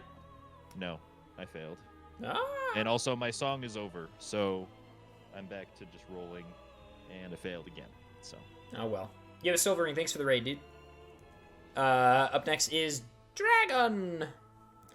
Do a DC 15 Wisdom saving throw. Cause he's just in it. He's just in it. Nat 20. Start of your turn. Ooh. Oh. Well, Take 3d8 half. Right. Could be a slow. I rolled burn. 8, 7, 8. So that's 16 plus 7 is 23. Halved is 12. Still chunky. Just from passive. And he's gonna back up, which his movement speed is Oh no, halved. he is not. Oh, no, he he's is not. stunned. How does he Andy get out of can't Go that? anywhere. How does he's he get? prone. He's stuck. How does he can't do shit? How does he? How does he get out of the stun? He does not. What do you mean he doesn't? Wait. Until the end of my next turn, he's stunned. Cool. And he's prone. I just want to really make sure you know he's prone. He's just stuck on his back, man. He's not on his back. He's just in a Lopsided. compromising position. Adef just needs to hire another dedicated rules person to counter Danny. All right. Well, I guess that's his turn. Is getting hit by the thing. Let's go. Let's go. Wait. Oh. Wait. Oh. I'm Oh. retconning something because I missed a detail. Legendary resistance. If the dragon fails a saving throw, it can choose to succeed instead. Wait, it could just. Wow. Huh? You can just win? Thrice per day, he can choose to just succeed To instead. win. Oh my gosh. So, What if I just think for 25 hours? I think I'm going to win. So instead, what we're gonna do, since I am retconning, is I'm gonna say that the effects of stun of him being stunned have proceeded until now, and we'll get rid of them now, so he can do things on this turn. How's that, Danny? Sure. Yay! Dragon just rejects reality. Time to beat the shit out of Vaeril. He's still prone. He's still prone. Okay, well, how do I get out of that? Yeah, gotta it's use spend your half your movement movement speed to get up. And that Okay, movement speed is also half because you're in the circle. okay, he uses his full movement speed to get up. Okay, I just want to make sure you know. He uses his full movement speed to get up. And now, because I I'm wave from 50 feet away. because he's angry, he's gonna use lightning breath on all of you. Oh no. It's a 120 foot long line that is 10 feet wide. And you know what? He might just use it on only Vaeril. I think it's kind of out of the way. Because no one else is in that line with you, are they? You would. No, I said I specifically said I went behind Jader. My shadow Appreciate went ya. off to the side. Okay, then it hits Appreciate Jader ya. and Haddock and Thanks. Vaeril. Thanks, Vaeril. Oh, shit. Sorry, Um, I'm just being truthful. All three of you must make a DC 20 dexterity saving throw. You What is do my get specialty? bless. And then also, do you have advantage on this? Only if it was fear or charm. No. So, nada. So roll a Well, didn't it d20. expire anyway? Roll a So we d20. can't- Add your dexterity saving modifier, Oh. and add bless. No, I failed. Oh, stinky! I succeed. I also succeed with a 23. Okay.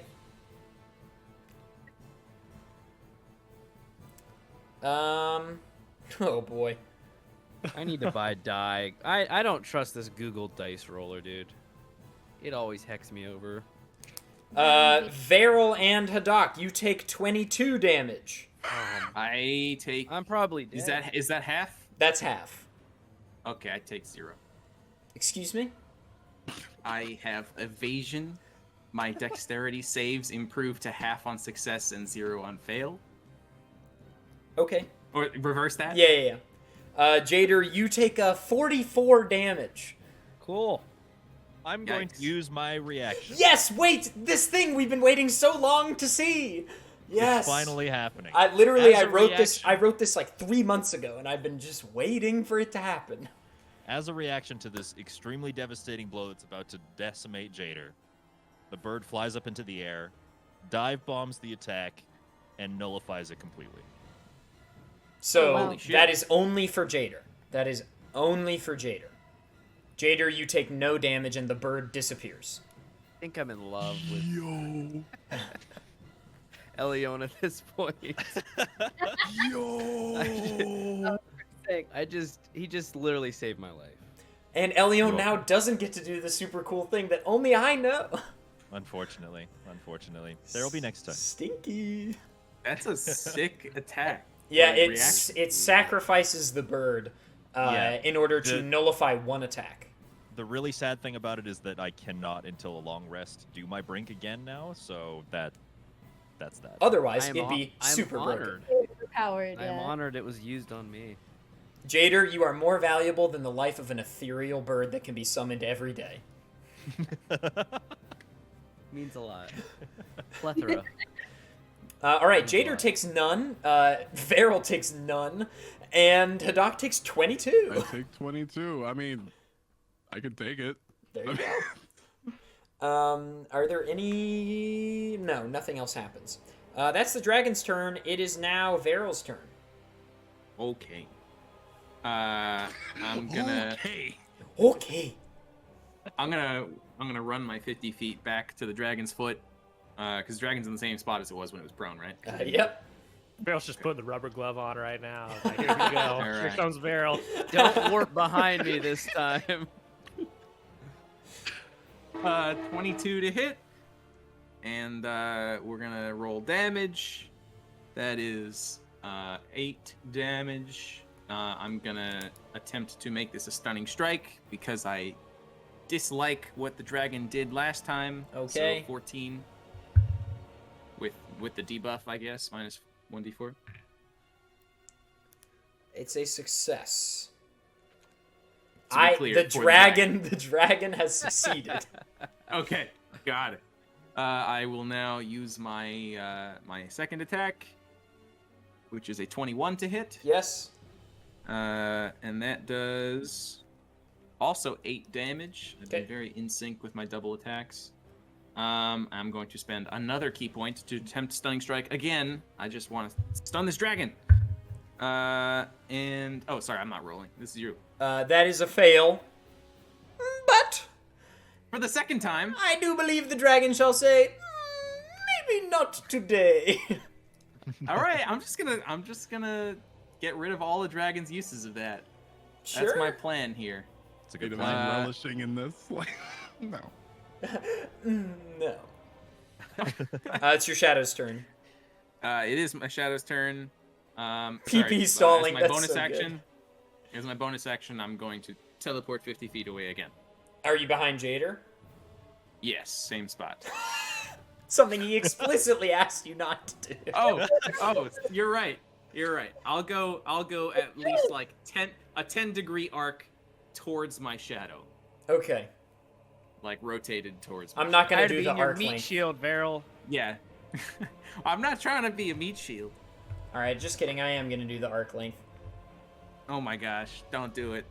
Don't do it. 10 degrees 20 in radians. That's 0.17. Now 0.17 times 10. You move 17. No, sorry. 1.7 feet away. We'll go with 17. It's technically 1.7 based on arc length, but 17 feet. Okay. Cool. I rolled a 20. Oh, sorry. My shadow runs up to the foot that I was attacking the whole Yeah. time. It rolls a 24 to hit. Yep. And Let me does guess. Stunning 8 strike. damage again. Okay. And yes, we're going to attempt a stunning strike. That's a success. Wait. Yeah, it's a success. Okay. And then for the second attack, it is not a hit, only a 12. Okay. And so my shadow will use its bonus action again to teleport 50 feet exactly where it came from. Hadak. Yes, I'm still right in front of the dragon, right? Yes. Yeah. Still, yeah, cool. Just making sure that I'm within reach. Oh, you're That's good. It's the number one thing. So we're gonna reach over to the dragon, give it a nice little love tap, and cast Inflict Wounds at the third spell level. We got like only one left. It's melee spell attack for a nat 20. Oh Nice. my Savage god. attacks? Does savage attacks work for melee spells? Danny, would you know that? Well, I don't know what a savage attack is. You score crit, a critical crit. hit, roll one of the dice an additional time and add it to extra damage. Like that's not. Wait, like, say could that be again? For, like any attack. When you score a critical hit, roll one of the dice an additional time and add it to extra damage. Like that's just for. That's for every attack, every like in spells too. You take all the dice and double them. Yep. Yeah, but Oh, he just has roll all the dice twice. he has another ability. Oh, I'm not sure I follow. He's gonna crit double dice. Then he has an ability called Savage Attack, where he adds another die. Am I hearing that correctly, Bobby? Yeah, add an additional die. Here we go. I've got the forum post on Reddit for you. Thanks, Reddit.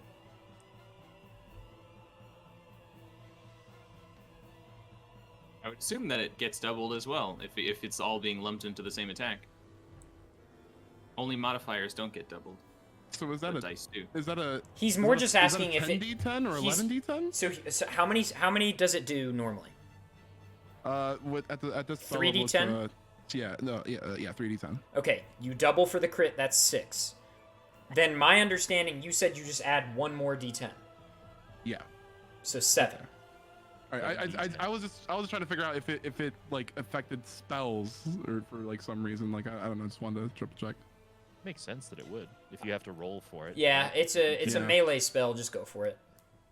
Okay. The Reddit users were not very helpful. They mostly just were talking about other things, as they oft want. Can we 52 damage Holy moly. or an inflict wound? How much was it? 52 damage. Let's go. Necrotic, if And that's more of than just a any- little wound. What's the color of the like necrot? Is it purple? What's going on? I think it's like purple. Like, Purple just ooze and- ooze like emanates from its body, and it's in so much pain, and it's so angry about everything. Mostly Vaeril. That's gonna be me. That's your turn. Yeah. Okay. Alencia. Cool. I Oh, already wait, yeah, oh, sorry, no, chat mentioned the radiant damage thing, but that's on the dragon's turn, right? Yes. Yeah. Yeah, that's on the dragon's turn. Yep. I already did that. Okay, I already rolled for my first attack. I'm just trying to attack it again. It's Sure. a little scratchy and attacky. And Scratchy I got a attacky. 22. Hit. Yep. Nice. So I'm gonna roll my 3. And that's 9, 11, and 16. So that would be 24. And you And I cash think 8. 8. It should be 25. Okay. And then I'm gonna just do it again. Because that's what I got. This Fey Wanderer thing is so OP. But with the extra. Yeah, it's all your whole deal. I have given you far too much power. I don't know. Look, It's too that's late now. Hey, it's too late now. I'm not judging. It's my fault. 18. So Can you dig a hole? 20. Yeah, it's a hit. It's a hit. Yeah. All right. Look, that only gives me the 1d4. Okay, then it's everything else. Yeah. It's Hunter's Mark that I have on. Is Oh, yeah, very- yeah. Yeah, so that's 14, 15, 16, 17. Yeah, Rangers are really good against a single boss encounter. What? What's the damage? 22, so 30. You got 22 without your brink? I got 8, 6, 3, and 5. 4 I have- dice. What? Damage die, dex. I got max everything. Yeah, so I did the 1d6 for Hunter's Mark, Yes. the 1d8 for the longbow damage. Yes. The psychic damage is a 3. And then plus your dexterity. I add my dex, which is 22. Yeah, 33 damage. Go. That's Go. And Sick. now I have Big damage. And you have 36 cashed? 36 cash. Anybody need a heal? Anybody need all their HP back? I almost did. I technically have some mortal wounds. Some mortal wounds. We agreed that I can do long range healing, right? Now, yes, right? Yeah. Okay. I believe you have to pierce them with something. No, is that what we decided? So I'd have to do it on my next turn. I have to Yeah, shoot yeah. an arrow. So you will damage them and also give them health back. Yeah, I thought we negated the actual damage it would do? Because Nah. healing arrow. I'm willing to get rid of the psychic damage. That I'm willing to not have. But the bow damage plane must happen. And they wouldn't have the hunter's mark either. 'Cause they're not. Correct.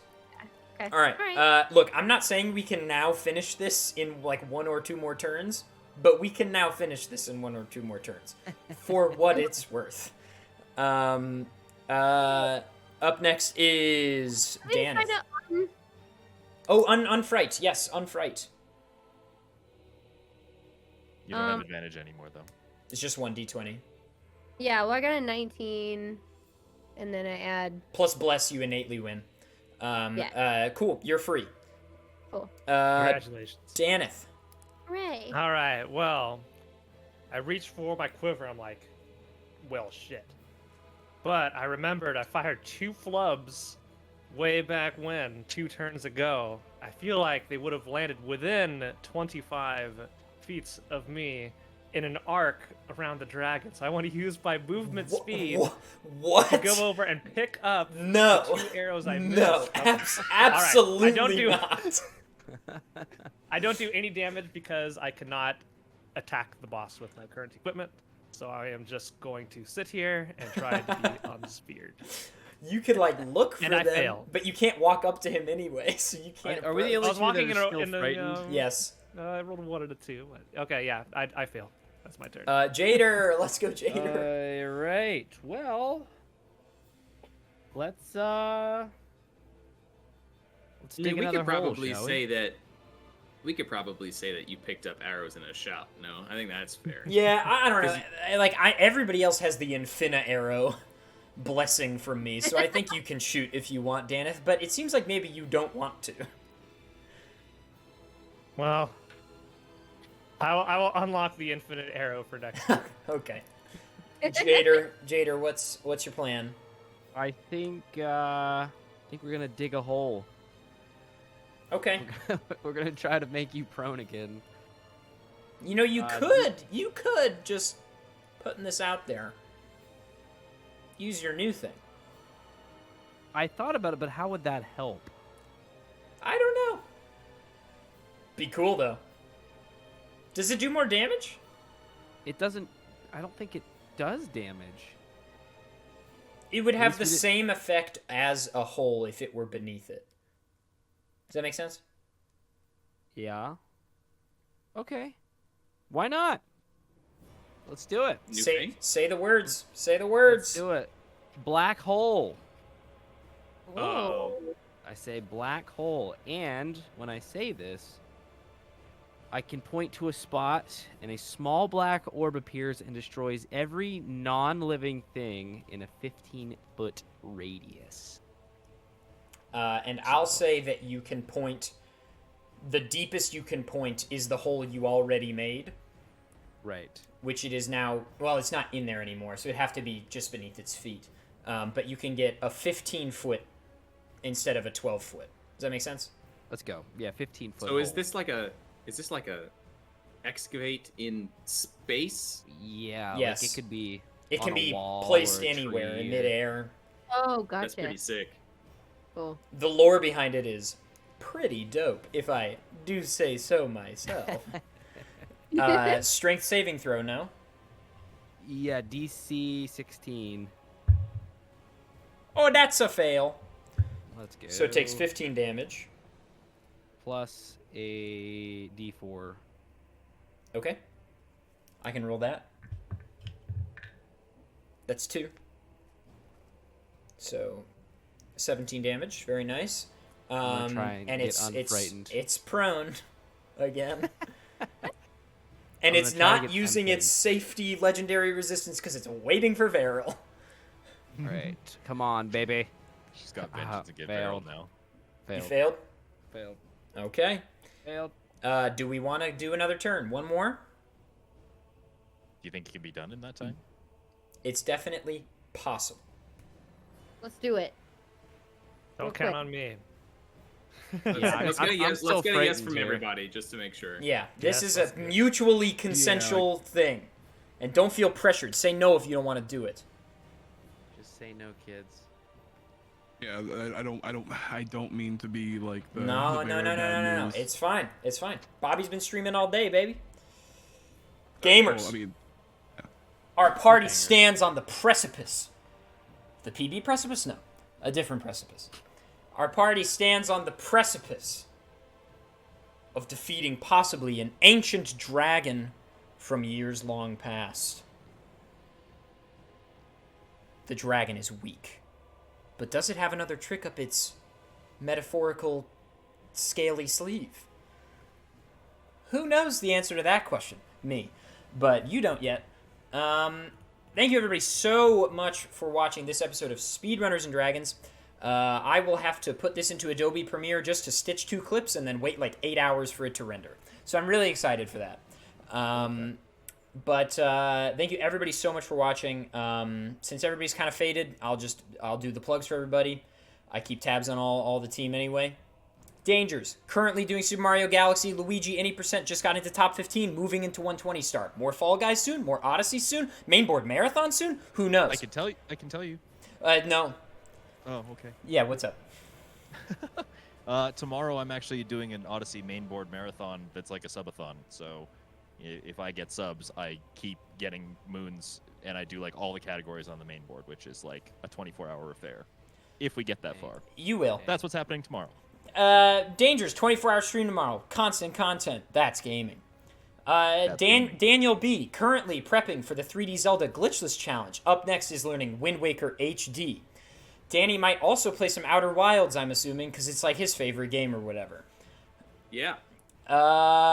Fu is constantly doing cool variety stuff. Did you know Fu is an excellent Beat Saber player? Did you know Fu just went to Disney World?